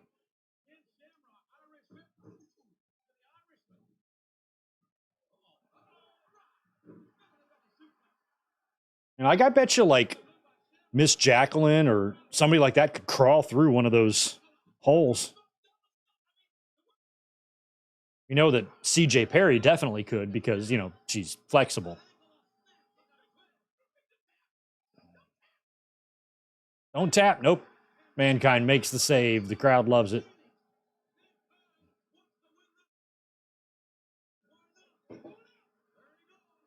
It's going up. Come on. Oh, my God. Mankind's resting on top of that support beam there on the cage. Interesting way they have this whole thing set up.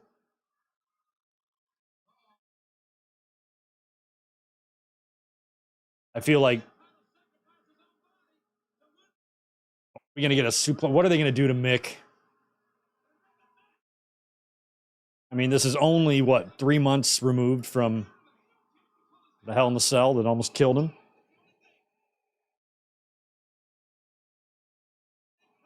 Oh, wow. It's a good thing they didn't have a botch there. Oh, now they're going to trade blow. That would be, I'd be shitting my pants. I'd be so worried about falling off there.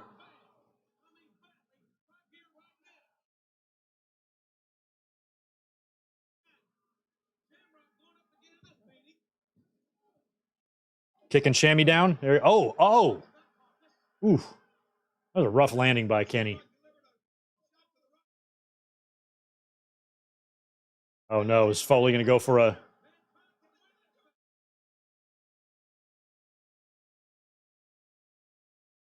He's going to go all the way to the top.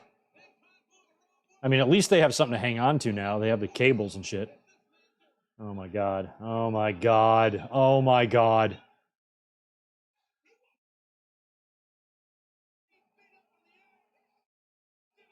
What's he going to... Oh, God, that made me nervous. Rock, much like the earlier match, was way close to the turnbuckles to me. Oof. Found nothing but canvas.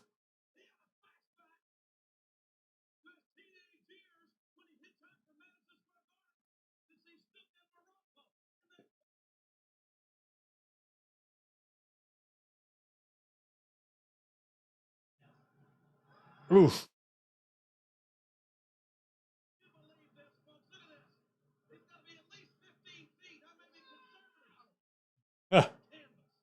Nothing but canvas.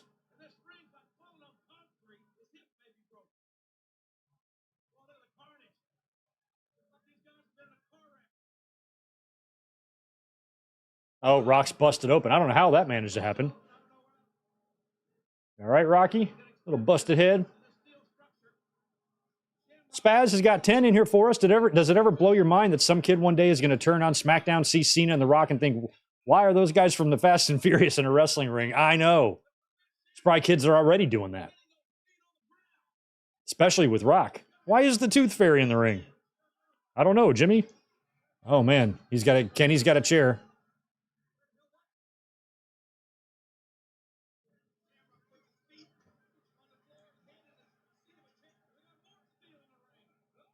Oh. Oh, God. Oh, Ken misses with the chair. You know, that exactly why Spaz is like we talked about, you know, WWE calling the Cena the greatest of all time. Obviously, nobody really agrees with that, but I'm at least willing to entertain that idea that he's one of them, because one thing about Cena is that I believe that he is pretty much a household name. Oh, I know plenty of young kids that don't know much about wrestling that know who John Cena is. Kenny just ate a gnar smack to the face by the chair. That was metal on bone, is right. Foley's going out.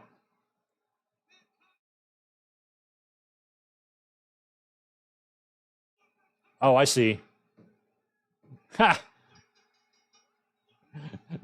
The pause by Foley when he's walking down the cage and Rock in the ref counts 3 and then he stops like, oh, shit. And Foley thinks he won. That's not your music playing, Mickey.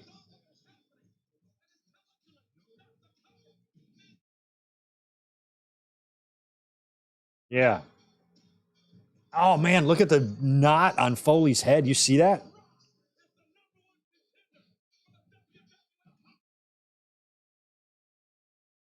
Mankind McGuire. Yeah, no shit. Mankind and McGuire. I think it was this year, right? That Mark was setting the record. Maybe it already happened. I don't remember.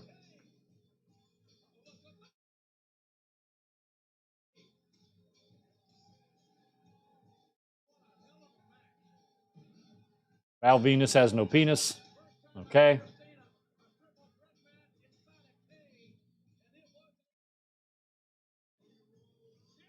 I love that Mick thought he won.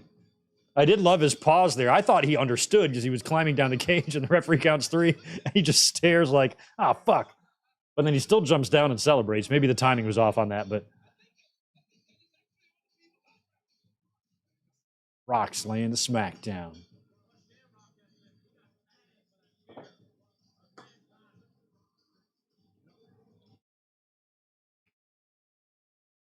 I thought they were going to show the replay to the chair shot, but I guess not.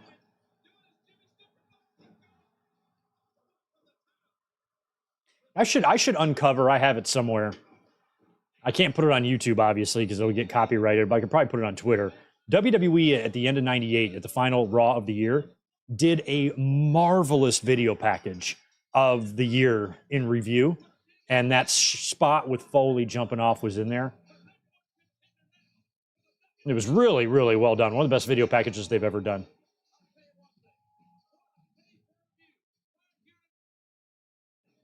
I'll pull it out, throw it up on Twitter one of these days.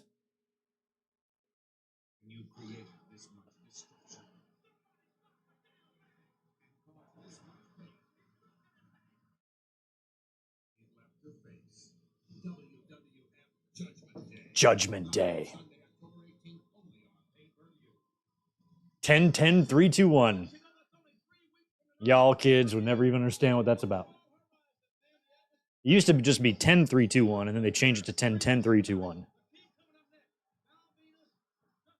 I do not miss getting phone bills in the mail. And I'm not saying like the phone bill you just automatically pay now with your own phone, but like a phone bill with like your long distance calls and your hotline calls and all your bullshit on there. Shit would add up. I had $300 phone bills sometimes just because of me calling home, like calling here when I lived on the East Coast, calling my parents or whatever, just racking up phone charges. I'm so glad those days are over. Now, $150 comes out of my account once a month, pays for me and Elizabeth, done. No bullshit, no extra stuff, no whatever. Don't use me as a shield, damn you. Kenny's going ape shit outside the ring here. Very mad. I'm going to throw this Puerto Rican flag, or no, that might have been an American flag, on the ground. And I'm going to march backstage with my chair and hit the first person I see, even if it's Mae Young.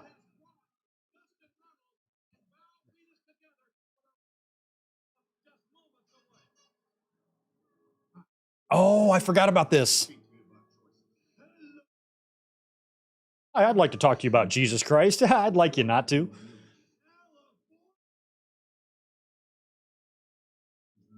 He's coming back. And then it turned out to be the he was talking about was Goldust. I thought that was great. Genitalia?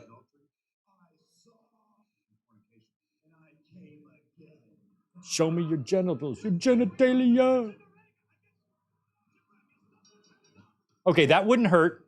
Being hit with a protest picket line sign would not hurt. Wouldn't hurt me, much less Val Venis.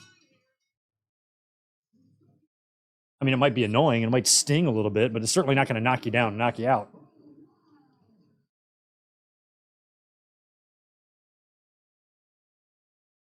Your wife reaped the best. Okay, while they're doing this intro, I'm going to go say goodbye to Elizabeth. 1 second. She's heading off to work.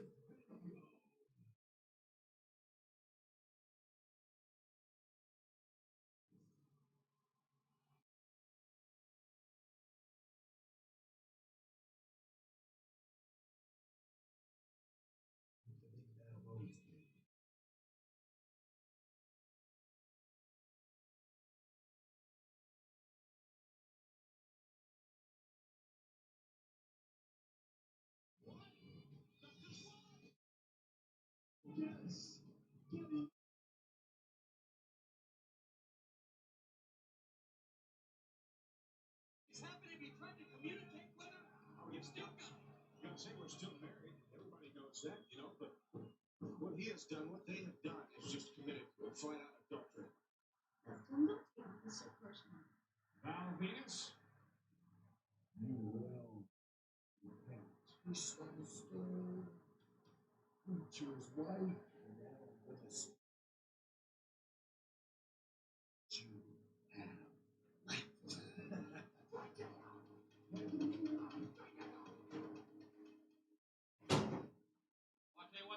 have left. All right. I am back. Thank you, guys. Did I miss both entrances or just one? Oh my God, Dustin's shirt is like one of those psycho notes where they paste words from magazines on it.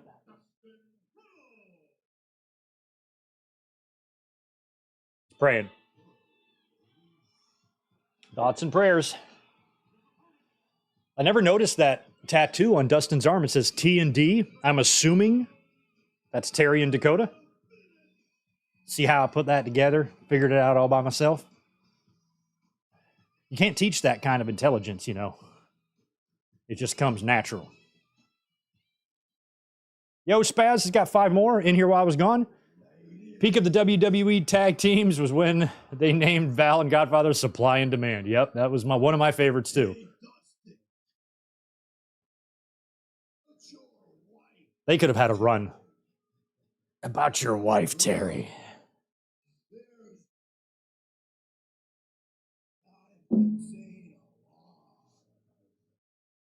No. This is like 1 year after Brian Pillman did the thing with Terry. It's like, oh no, is she gone heel on him too? Oh Lord. Look at Dustin. Damn it. Look how she's dressed. Listen to Jerry Lawler. Oh God. Because I'm telling you, had Brian Pillman not passed away, she would have turned heel on Dustin and joined him 100%. Dustin's having trouble looking at this.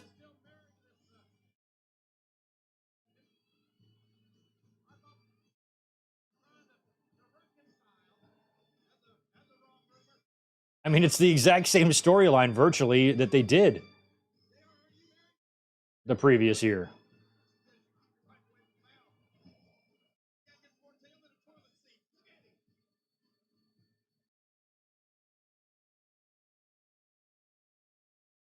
Terry's got the mic.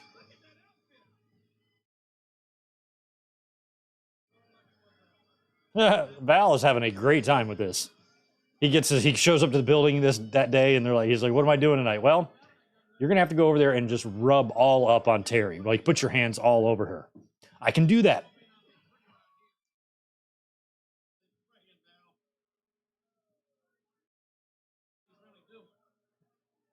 If that's what he's really doing.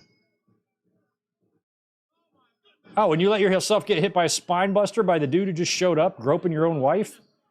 I feel like your adrenaline would kick in and you start winning the fight, at least at first. You wouldn't immediately just start getting your ass kicked.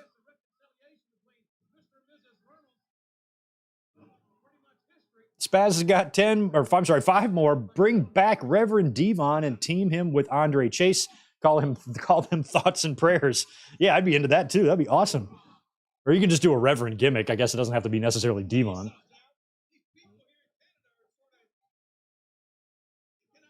Maybe like that Gacy guy or whatever. All right, we've got halftime here. Omar Epps is being interviewed before halftime, hoping that the Steelers come out of the locker room and have a good second half. Say hi to Dr. House.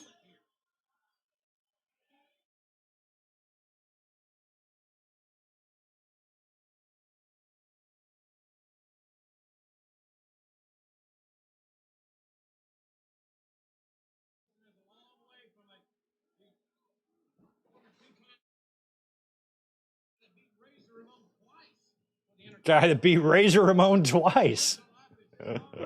Yeah, right at this time, Scott Hall is in WCW doing the drunk angle. We just watched that. Because last week, so these pay-per-views must have been a week apart. Last week, we watched Fall Brawl 98. So this show was on September 27th. WCW Fall Brawl was September. Why doesn't it show me a date?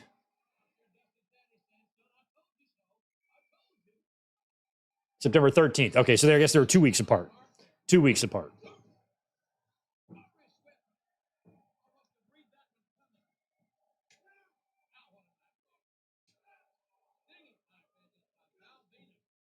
By the way, for you channel members, last week's Fall Brawl watch-along, the full uncut version, including the footage, is up for members and patrons right now. You can find it on my Patreon page, or if you're a channel member, go to the community tab on the channel. You will see members-only posts right there. Look for it. It's on there somewhere.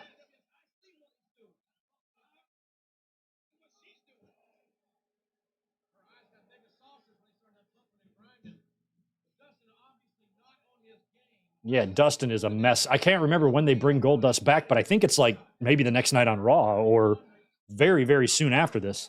He comes back and gives Val the Shattered Dreams, which makes me think Val is going to win this match.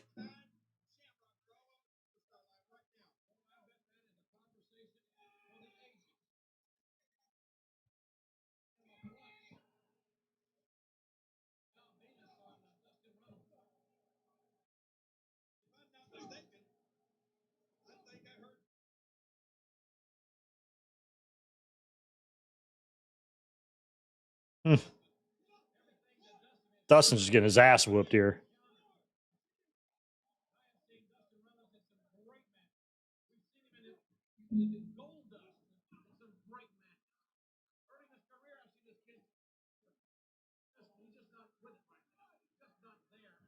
Yeah, he's definitely not a natural right now. Oof. Rough landing there.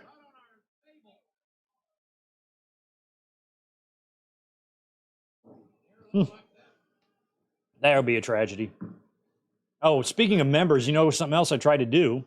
So I wanted to post on Patreon and for members my reaction, my uncut reaction of SummerSlam 2023 from this year because we did a live reaction. So I'm like, okay, I'll post that. But the problem is you can't pull a video off of Peacock right after it airs. So like basically when SummerSlam was over, I tried to pull it off of Peacock. It worked. I got it off of there.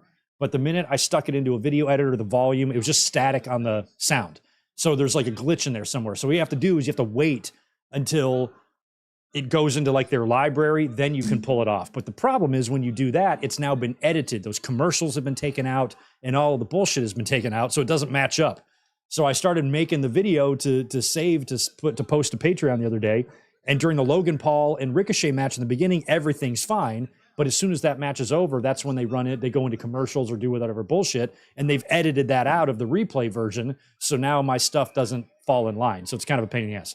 So the only way for me to really do it now is to do it match by match if I wanted to do it. So I'll try to get some stuff up for you guys. But it's really the best extra content I can put up on those platforms because it's already made. It's just a matter of me editing it and pushing it out. So they're pretty fun though. If you miss one of these and you're a member, just check out the Patreon. You might see the full thing with the footage and everything over there. We just tape them live here on YouTube for everybody. Oh, I'm showing some replay of Mahomes hobbling around here. Hopefully he's all right.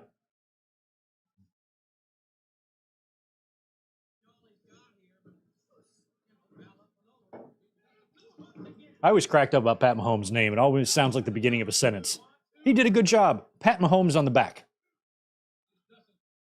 He's Mahomes. My homie.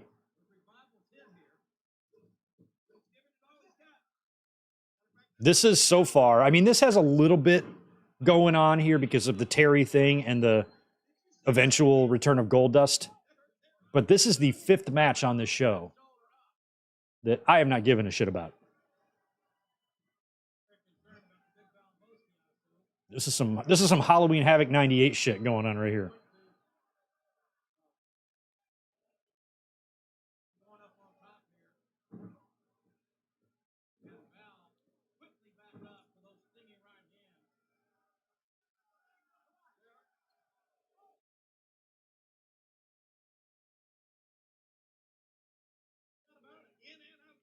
Oh.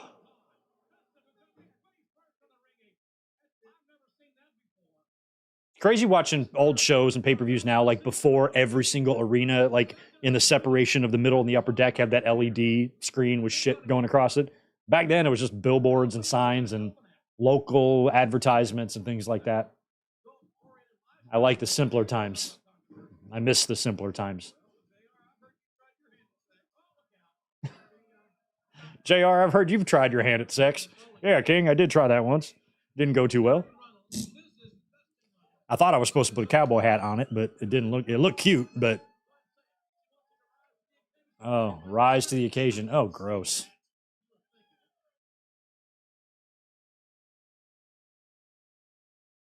Terry is a Jezebel. get fondled. Dustin is being like a bitch about it. Like, why is he not going nuts? Aren't you from Texas? I would just think if a normal Texas man saw some other man groping his wife, he'd be treating that man like it was a Bud Light can.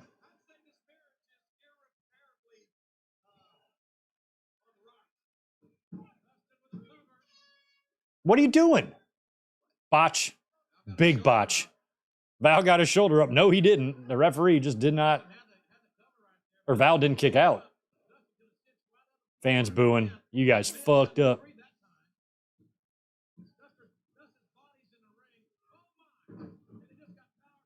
Doesn't go for the money shot.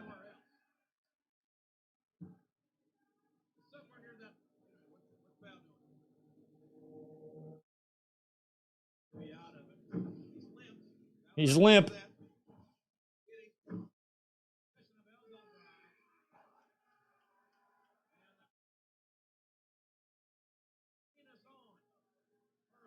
I kind of hope this is the finish. I hope Dustin doesn't move or anything. And he hit it. Hitting those extra couple elbows probably worked, and that's the ball game. Val Venis beats Dustin.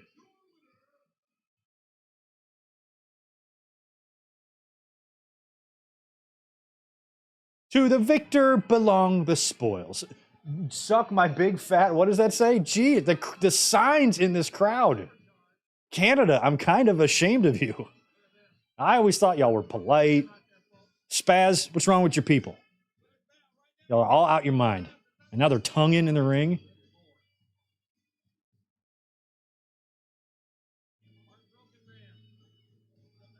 Oh, I remember that Balor and Joe cage match.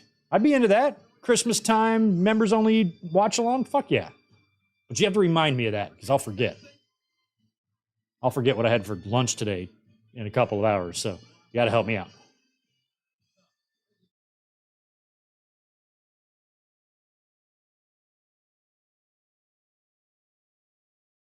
You got to show the replay of the tongue? Ugh. Way to go, Terry.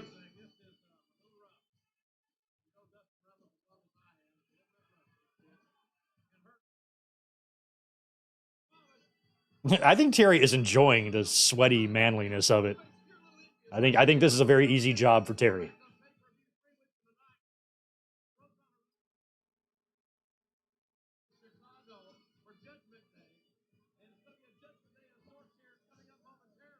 Wow, they run that crazy Judgment Day match in the Rosemount? I had no idea it was in Chicago. Holy crap.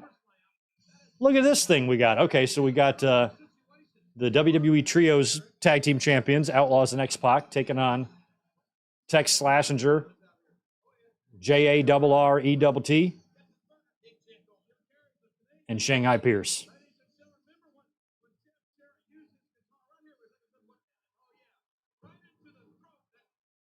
That's your old friend. That's your roadie.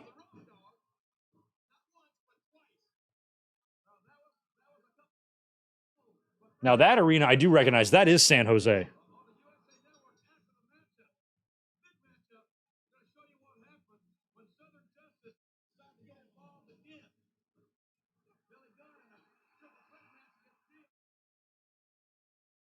How do you guys think NXT War Games 2018 matches up to the other ones they've done? Because I was at that show, and I don't think I've ever gone back and watched that either.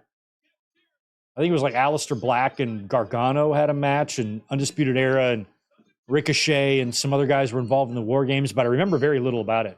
I know Matt Riddle had like an opening pre-show match against Chris Hero.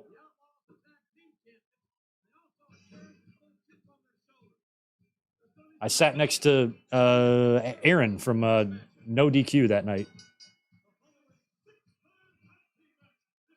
Okay, here comes Jeff Jarrett and Southern Justice. The Justice of the South. Don't piss me off. Okay. Maybe I will. Oh, yeah, he got his head cut, or his hair cut last pay-per-view at SummerSlam.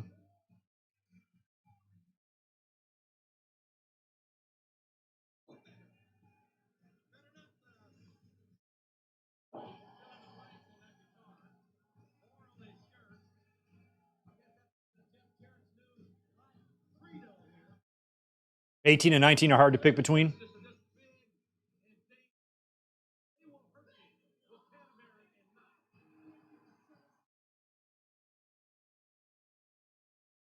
I gotta look and see if I got any videos of that. I got a few Survivor Series. I don't know if I took any at TakeOver.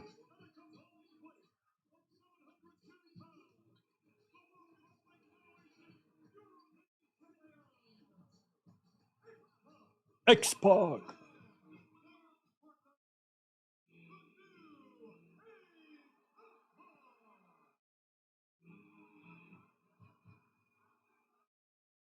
I did like the Outlaws music. Oh, they're coming from behind. That's why we didn't get the you didn't know. Two of these men still currently wrestle. One of them is a champion. Unbelievable. 26 years ago. Almost. 25.999 years ago. No, it is 25. 1998. 25 years ago, excuse me. 24.99.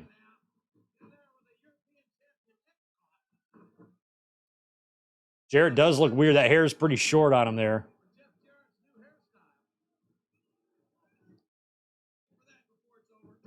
I've probably liked Jeff Jarrett more now than I ever have in my entire life. I was never a fan. Did not like him here. Did not like him prior to this. Did not like him in WCW. Did not like him in TNA.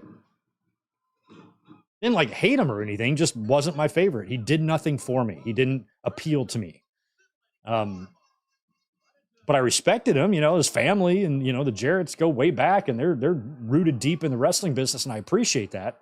But like Jarrett himself, Jeff just was never anybody that even came close to connecting with me as a wrestling fan. But now that he's like older and he's gotten through all of the issues in his life and his problems, and he's just some old man now messing around at AEW doing a great job. His experience is shining through. He just does great every time he's on TV. He overachieves. So I just think it's funny that it took until like 2022, 2023 for me to ever give a shit about Jeff Jarrett.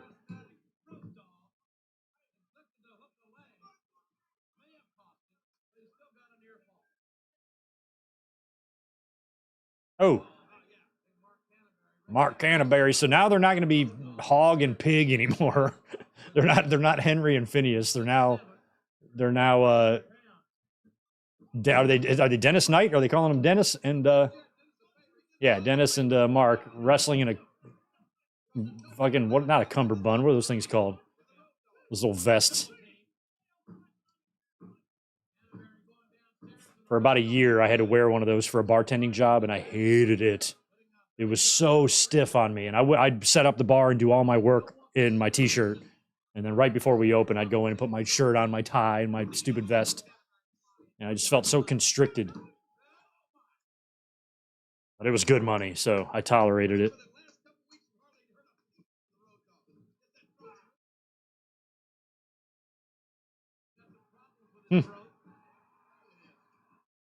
Oh. It's kind of cool that we have if you think about it, we have the Godwins and one smoking gun on the other side. They had some battles in 96. A lot of those involved Sonny.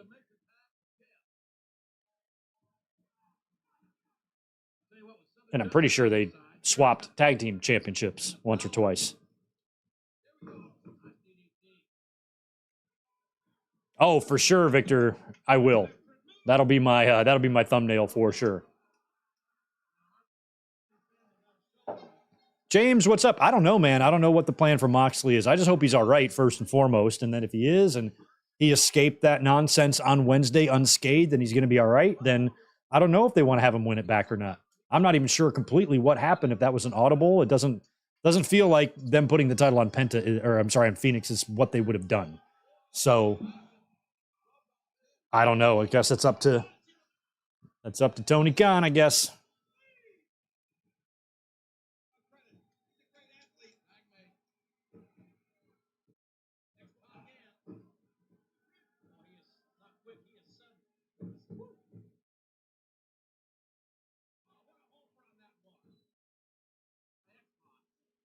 Yeah, Jeff Jarrett in the dark side of the ring was the only one that you didn't want to strangle through the screen.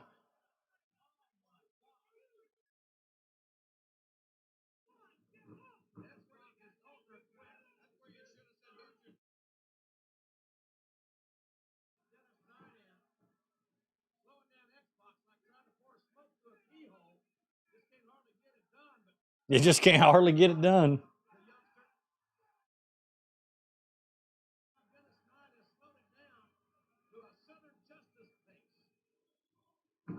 Oh. I like that some of these feuds have had multiple renditions. Like X-Pac and Jarrett kind of had a little mini thing, I'd say, in like maybe 1994. When X-Pac got involved, when he was 1, 2, 3 kid, and he got involved in the Razor and Jarrett feud a little bit. And then the Guns or the Smoking Guns and the Godwins had a thing a couple years earlier.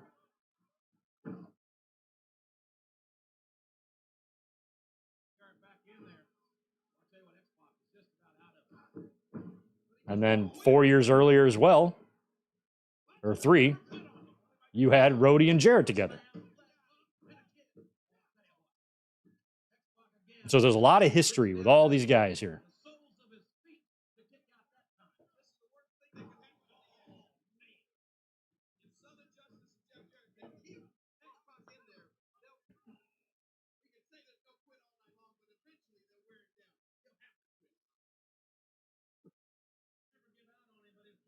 Hmm.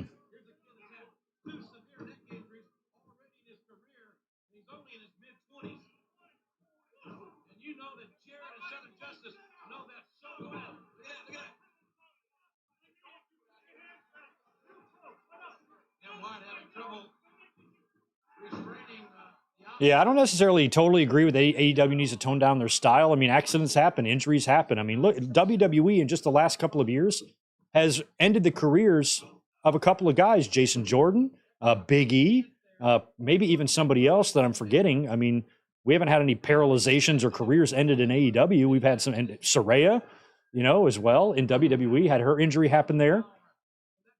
And a lot of these guys and girls were knocked out permanently. We haven't seen that happen in AEW. We've seen a concussion or two and some close calls, but we've seen a ton of close calls in WWE. If you're asking AEW to make their style, because if AEW's and WWE's in-ring styles are different, trust me, as a fan, you don't want the two of them to be the same. So I think it's used as ammunition that AEW is doing something wrong when really they're just a professional wrestling company that wrestles. Yeah, they have a little bit gnarlier style. They'll use a little bit more blood, some more weapons, things like that. But they're not just reckless and unsafe. That would be ECW. They're just a wrestling company that is pretty physical one, that doesn't use the WWE template.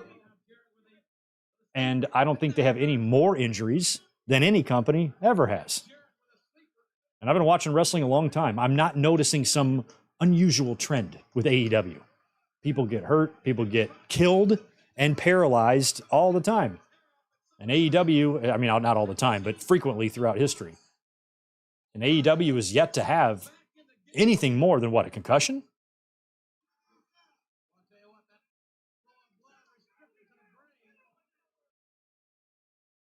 Nobody's yelling at WWE for being unsafe. The fact that Big E's career is over and Jason Jordan is an agent now, and Paige had to quit wrestling, until she went to another company, and Draws paralyzed, Owen falling from the ceiling, countless broken legs and shit, Sid's leg injury in WCW. I mean, that was nobody's fault, really. There was that match in WCW where Paul Orndorff, I think, was knocked out and everybody was wrestling around him. You had Rey Mysterio. You had Hall of Famers in that match doing idiotic things. So nothing AEW does is exclusive to them. These are the narratives people create in their mind because they're tribal. That's what that is. But I don't want AEW to tone it down. I want my wrestling companies to be different. And that same token, I don't want WWE going all hardcore either. I don't want WWE to start saying to themselves, oh, we want to outdo AEW in blood. We want to have more blood than them. No, don't do that. That would be crazy. I don't know why fans think the two should be the same. I think this generation is just too programmed to only know WWE and that's it. And so that's how they measure success. Oh, nice. Yeah, you knock out Phineas. You guys have got some bad blood from Sonny.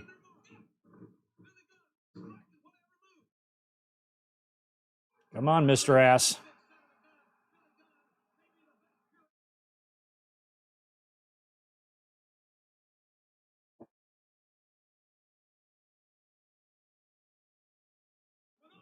Oh.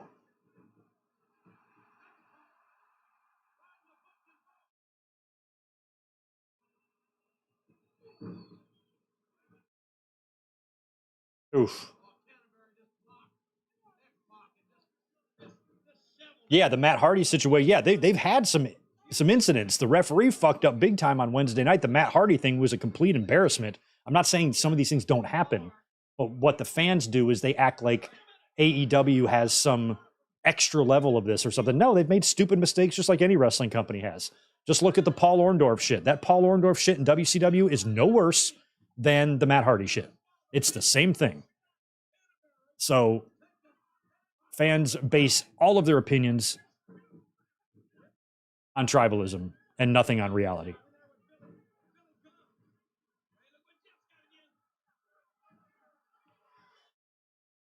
Oh my God. Even these things are driftwood or balsa wood or whatever they are.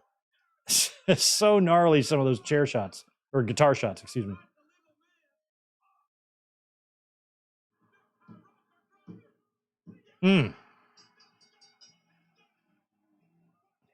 DX wins again.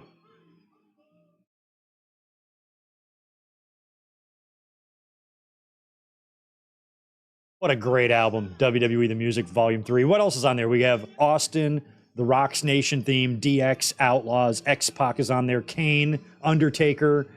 Those are 7 good tracks that I can think of that are on that album. I don't have any of them nearby, I don't think. Let's say I'll bust one out. British Bulldog, good point. Landing on the fucking trap door. People act like no other wrestling company ever has ever had an injury, a problem, a mistake, a botch, an irresponsible decision, something like that. If there was a third company here, they'd be doing the same thing. I'm sure you can find these incidents in New Japan.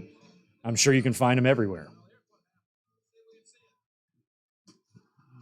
As JR used to say, it ain't ballet. You are assuming a risk doing this job. Yes, you should try to be safe, never hurt yourself or anybody else, but even trying to do that, you are at risk. You could land wrong, you could fall wrong.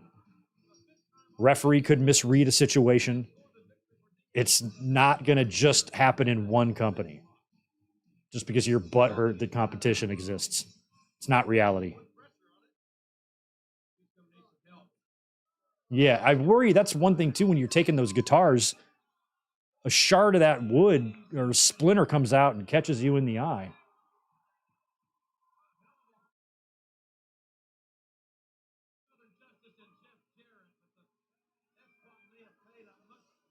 Man, I had a close call choking years ago. We talked about that yesterday.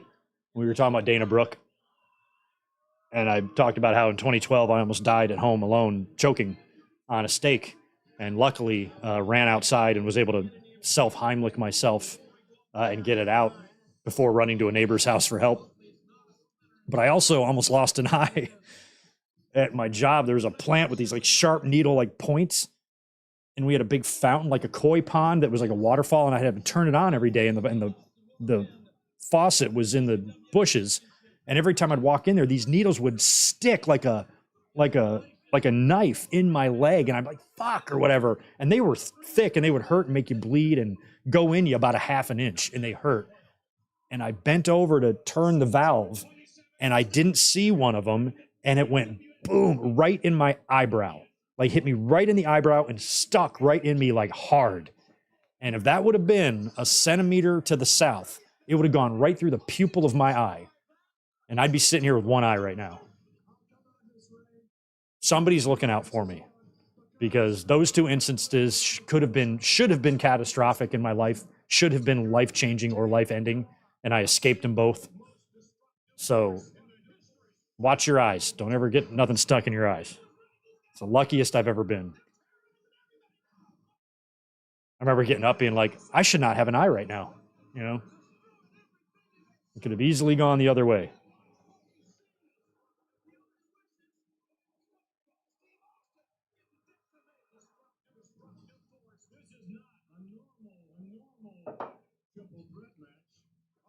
Oh, My Time. Thank you for that. That's right. My Time is on there. Is on oh, that's right. That's on 04. Yeah, The Rock's Volume 4 theme, and also My Time. Oh, and Gangrel is also on. Yeah, thank you. Gangrel was on number 3 as well. Shamrock's theme, bangers. All of them. Fucking bangers, man. I remember, and they really came through on that. We're getting a video package, by the way, of the main event here. But they really came through on that Volume 3, because Volume 2 I didn't like. Because, like, Stone Cold's theme, he was talking in it. And I'm like, don't talk through it. You're fucking the track up. And that's before you can edit the shit yourself. Now I could just take out the talking. But back then, I didn't really have the capabilities to do that. And I really did not like hearing Austin say, I'm going to open up a can of whoop ass in the middle of his theme song. It was stupid.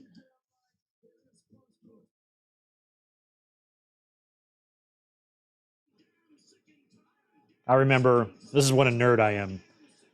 Before Volume 2 came out, I wanted to get a clean edit of Austin's music.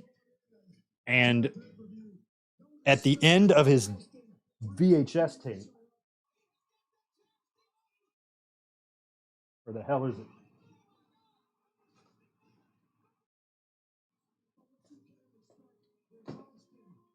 At the end of this one, this VHS tape here, they play credits and they play his song.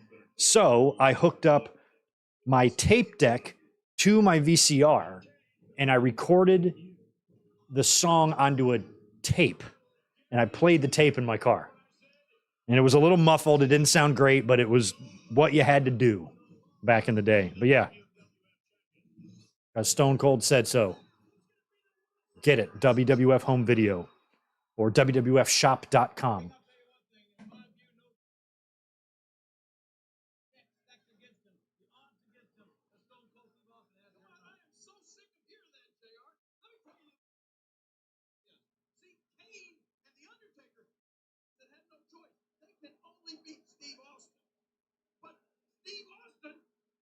Either Kane or the Undertaker, so he can beat 2 men.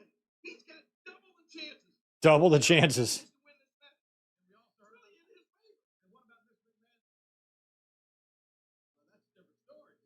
Okay, so did they make the rule that Kane and Undertaker can't pin each other? Is that what they just said?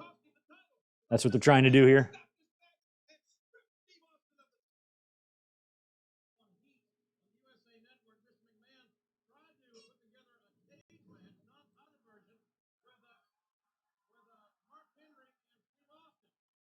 See, oh, I love this spot. See, check out Austin here. Doesn't he look like Arn Anderson when he takes off his hair? Look. He looks just like Arn Anderson with a bald head to me, with those glasses on. I remember when they did this. Why did they have the cage down earlier? Probably just to set up this angle where Austin can get Vince by himself.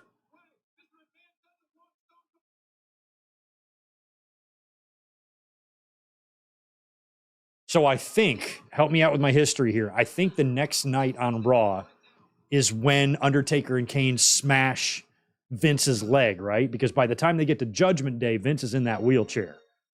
So I think the next night on Raw, he doesn't give the belt to either one of them. And then that pisses them off and they just shatter his foot to shit. And then that would lead to the hospital bedpan spot, right? Do I have all this right?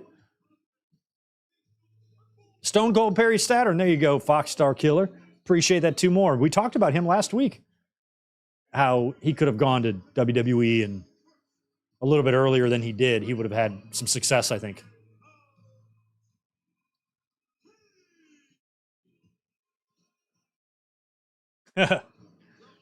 Oh, yeah, Steve dresses as a doctor, a fireman, and a cameraman just to beat up Vince, just to get to him. Oh, yeah, and the Zamboni, same thing, right?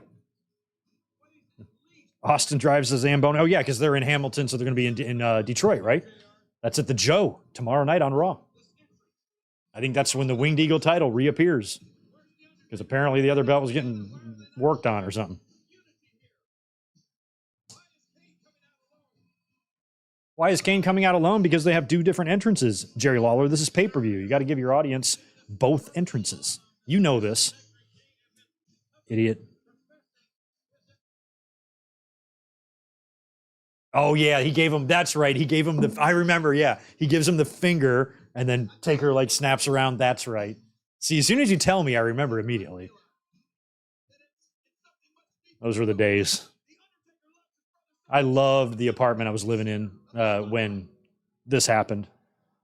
It's my favorite apartment as a young person that I ever lived in. It was just an awesome setup. This is a great version. This is my favorite Undertaker theme. It's just badass.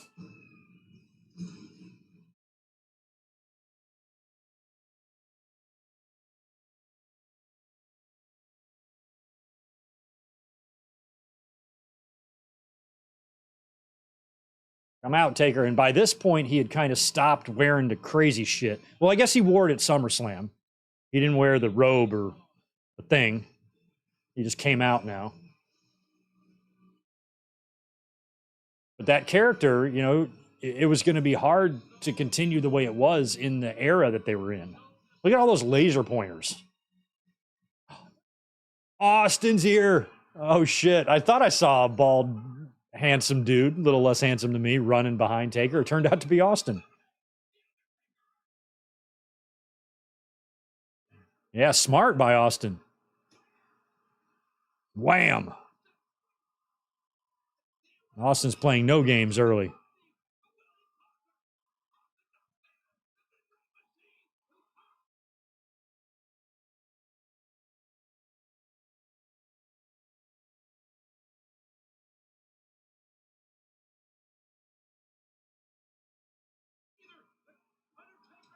Oh.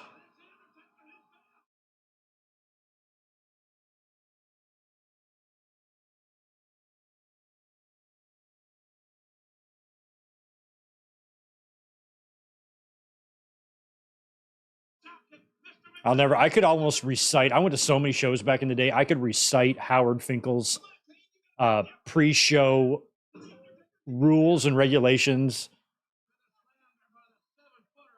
by heart, because he would always say, do not throw anything whatsoever towards this ring. And there would be, the use of laser pointers is strictly prohibited. If you are caught using a laser pointer, you would be escorted from the building. And there's a million fucking laser pointers out here right now.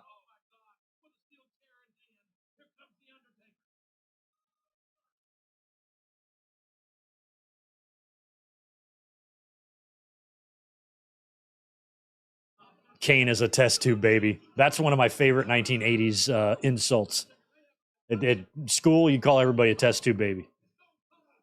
I think I first heard it in the movie House Party, which is a hilarious movie.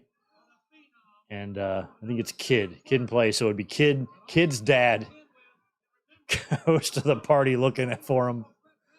And he calls the kid a test tube baby. And I just laugh my ass off. You test tube baby?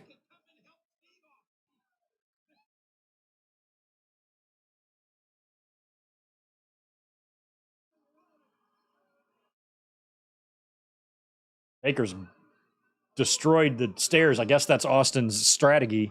Like, let me just take out one of these fools. But Vince has got 19 different stipulations here that we have to keep track of.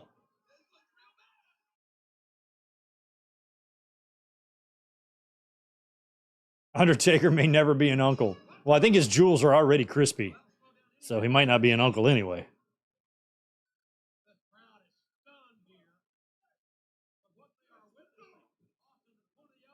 The bratwurst has been burned.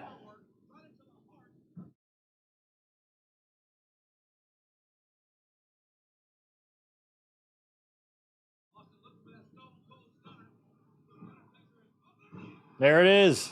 He's got it.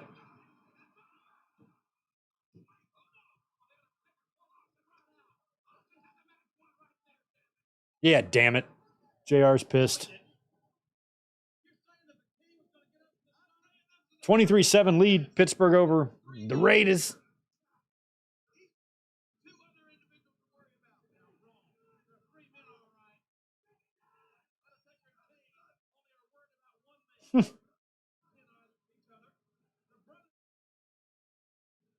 They're prohibited.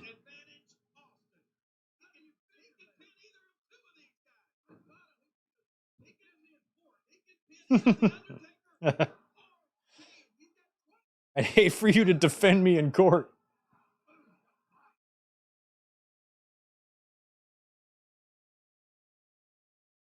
Scintillating.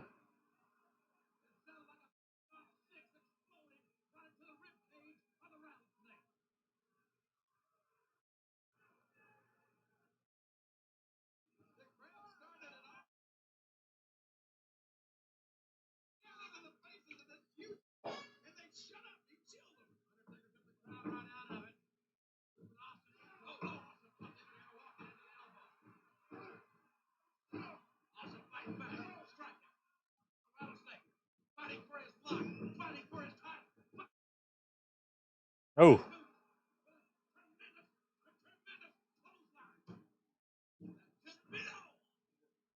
I felt like WWE was always changing up what their plans were because they really started. One of the things I didn't like about this is how it felt like they were so quickly changing their minds or changing directions in the Kane and Undertaker story.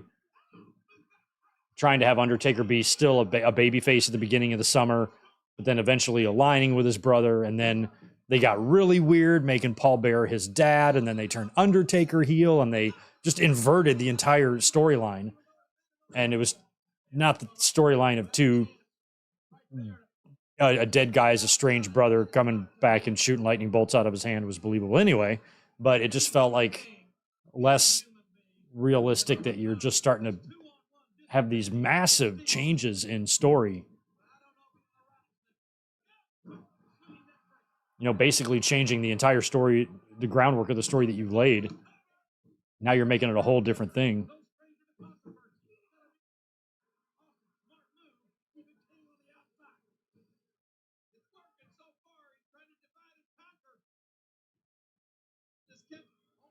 We got 3 former WWE champions battling in this match. That's kind of cool.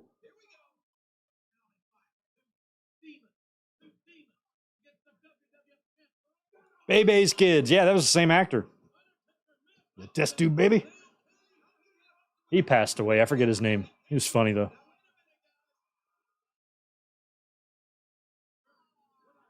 Yeah, you guys can't argue. You're not even allowed to pin each other, so just get back to Austin.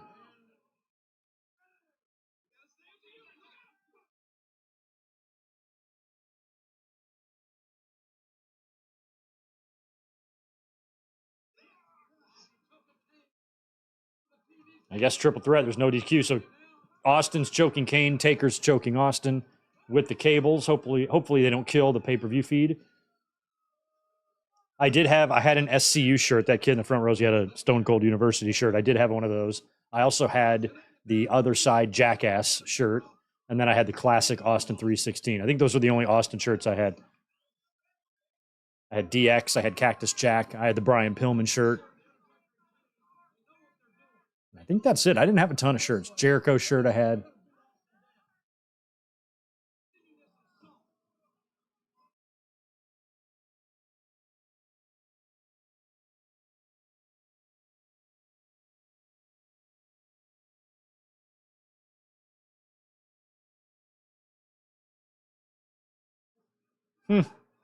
Hugo and Carlos have always got to deal with a lot of crap.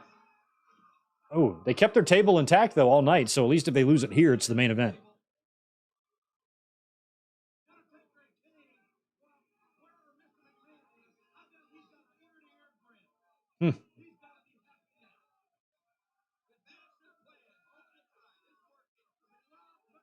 Think about how many times Taker and Austin have kind of visited a situation. Like they wrestled in 96, like when Austin was kind of new, right after he won King of the Ring. Then they wrestled in 97 at that In Your House pay-per-view for the title. Then the next year here, they would do all the stuff at Fully Loaded, SummerSlam, Breakdown, Judgment Day. Then he would have the Buried Alive match with Undertaker, at the end of the year, right? Before Undertaker went to Ministry. And then when he did go to Ministry, they would revisit it again with Austin helping Vince McMahon out, losing the title to Taker at the show that Owen died on, winning it back on Raw in a show that I was at. And then Austin would get injured, come back, and then work with him again in 2001, the two-man power trip, Brothers of Destruction. Like they had so many different times where they crossed paths. It was interesting.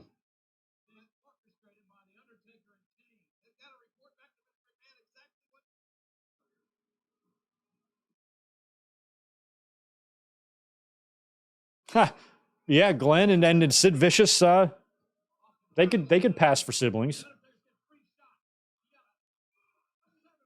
I think Sid's got Glenn beat in the handsomeness department. Oh, the Stooges are out here. Early Stu. Well, no, I guess the Stooges have been around for a while.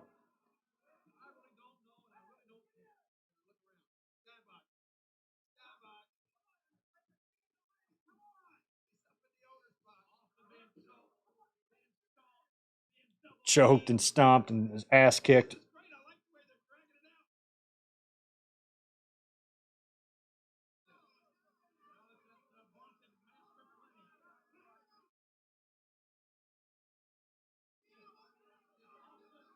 Undertaker wrestled Austin at Backlash 2002. That I kind of forgot about. Really? Oh, yeah, yeah. I guess maybe I knew that. That's crazy. Yeah, see, they had so many run-ins all the way up till the end, you know?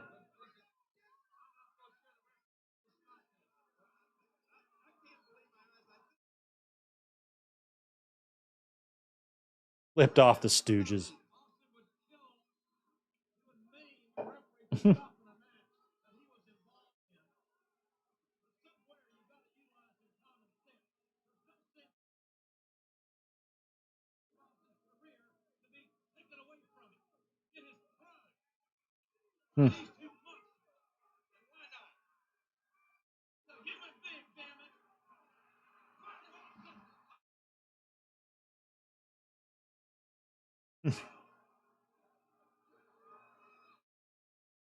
Oh, God, pile driver.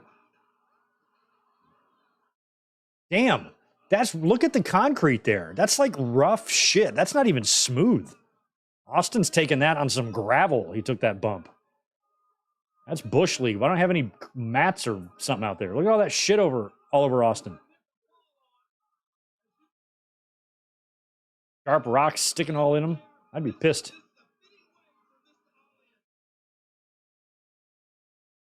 Everybody's got, I hated these days, man. I was on the aisle way so many times back in these days, and the way the fans would mob. They don't really do that anymore. But man, you would just get mobbed. Like people would just come bum rushing you. And now it's like, I think they're a little more strict. I don't think you can just run from your seat all the way up to the guardrail. Oh my God. Austin just attacks Briscoe. Oh no, that was Vince he got. I'm sorry. I thought he got Briscoe.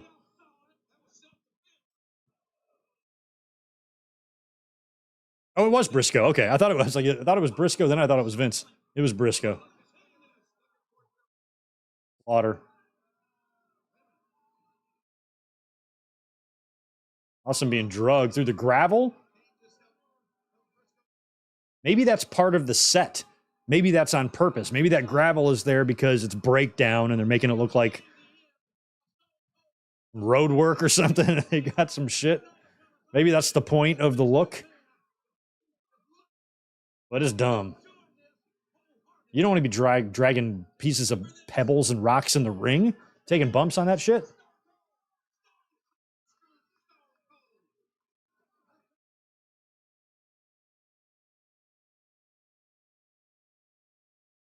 How come every time we come to Canada, we got controversy around the WWE title? No kidding, JR.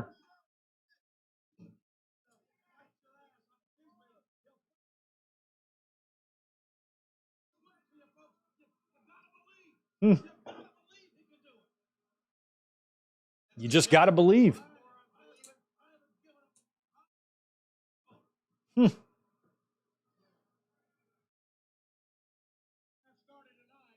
Yeah, that was some of that 2001 stuff they worked. That was probably part of that two-man trip crap.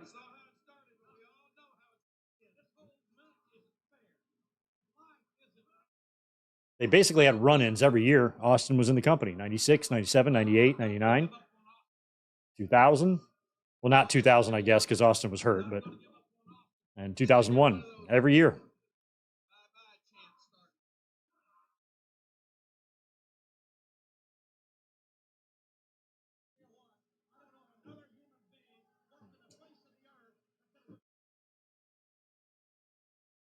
Yeah, Austin basically is hanging in all this time, however long this match has gone, in a 2-on-1 situation.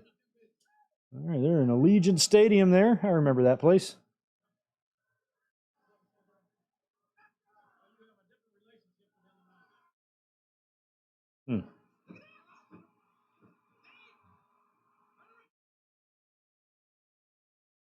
There he goes, going after Kane. Shoulder tackles, kicking the shit out of Kane.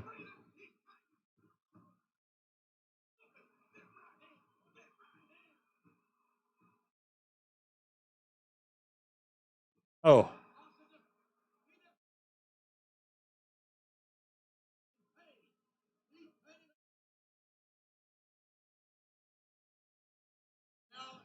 Oh, is this the first Canadian pay-per-view after Screwjob? I didn't know it took them this long. Yeah, I guess it would have been, huh?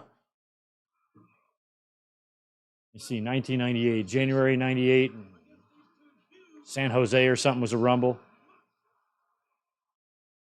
I don't know where No Way Out was. Maybe Houston or something. Mania, Boston.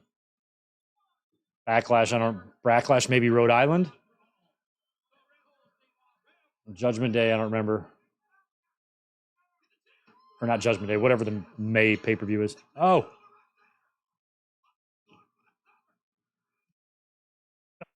I was over the edge. Milwaukee. King of the Ring, Pittsburgh. Fully Loaded, I don't remember.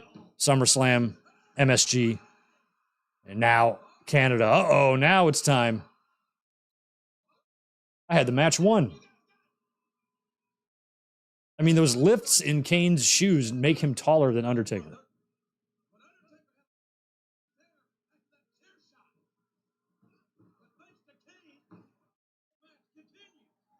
It's like Austin can't, or McMahon can't get the belt. I guess that's what leads him to screwing him the next night on Raw and getting his leg shattered.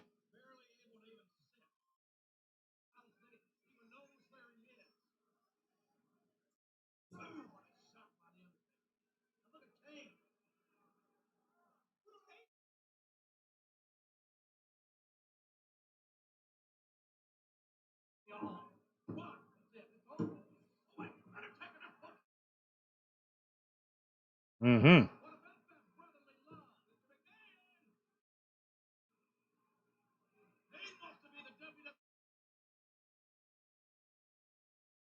But they got to decide. Oh, now there we go. Taker attacks Kane. There you go, Austin. Here's your chance. Probably at the time of me watching this is when I assumed Austin was going to escape this match. I don't think the night that I was watching this, I thought Austin was going to lose the belt. Felt like a weird match for him to drop the title.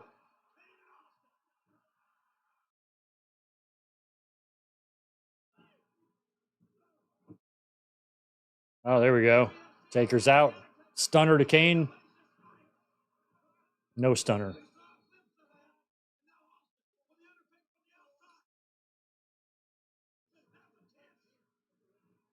Austin's talking to him. A leg sweep.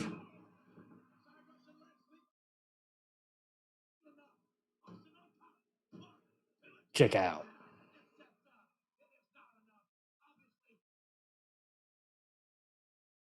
Hmm. Oof.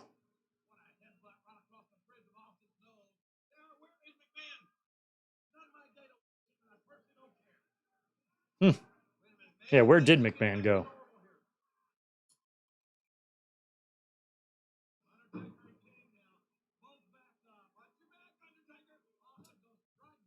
Yeah, I don't know what you guys would rate this pay-per-view, but it's not very high. I'm not sure if I agree with George 10 out of 10 on that one. Give this one like a 4 out of 10.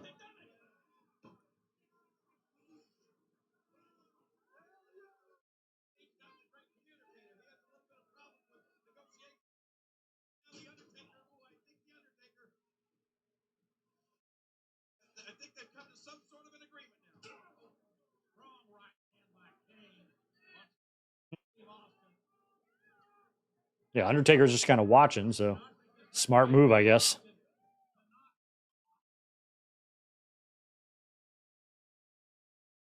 There's an Austin sucks sign in the crowd. I mean, it's poorly written. You can barely see it, but I think that's funny. I mean, I didn't think Austin had a single hater around this time. All the shows I went to, there was no fan that wasn't marking completely out over Austin's presence. He was the Beatles, man.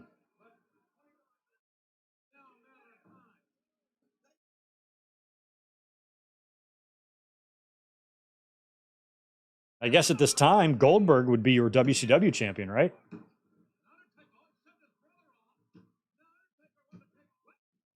Hmm. So this must be what pisses Vince off. Hey, buddy.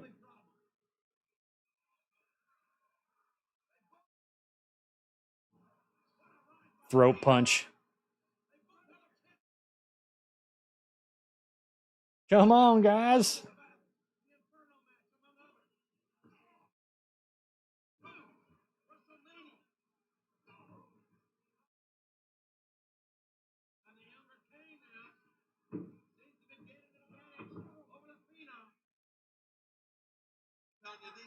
Yeah, they're all there except for Vince.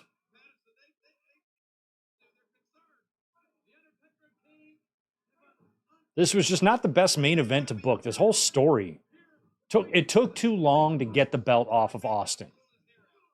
Like, it took 2 pay-per-views of 2 boring matches, because what I remember of Judgment Day, I'm pretty sure the Kane and Undertaker match with Austin as the referee was boring as shit too. It took him forever.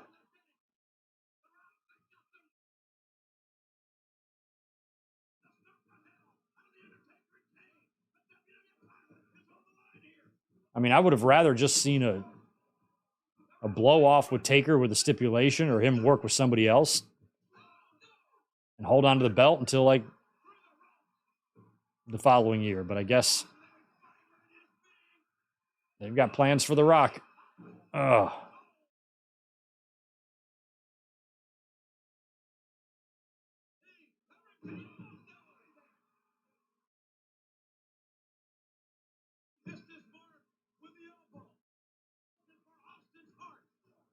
I think the finish is maybe like a double pin, right?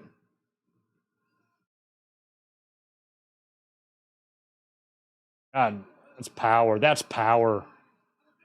Austin's not light. They're going for a spike pile driver. Oh.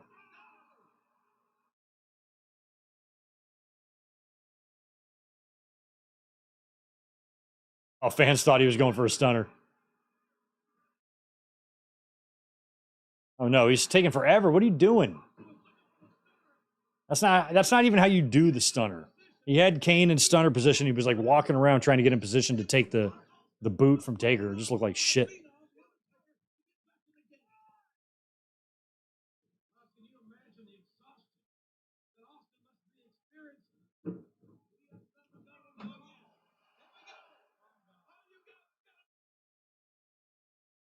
Oh, that's the double choke slam. That's it.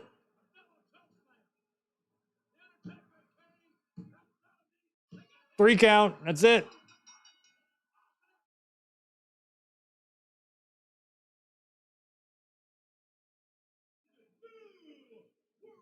Who is it, Howard?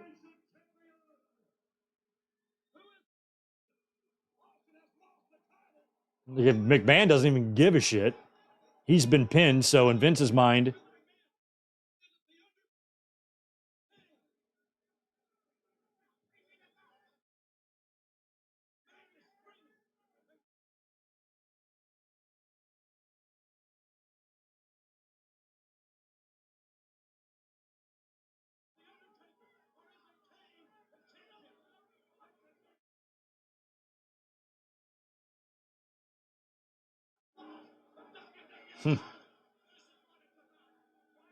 Oh, but he taking out some stooges on the way there. I was about to say, Vince better start running. And I guess he's got, what, a running car? He's got the smoking skull. Look at him running. Don't tear your quads there, you fucking pervert. Oh, there he goes. Oh, he got right in the limo and drove. Oh, he must stop and get out of the car. Jesus, he's fighting hard with these guys. Jesus, Pat taking bumps. Look at this. He's trying to get out there to Vince.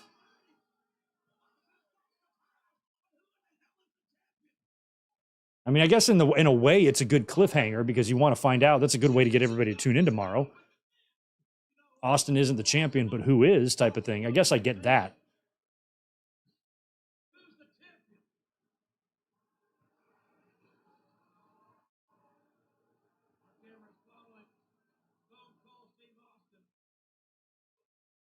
Oh, yeah.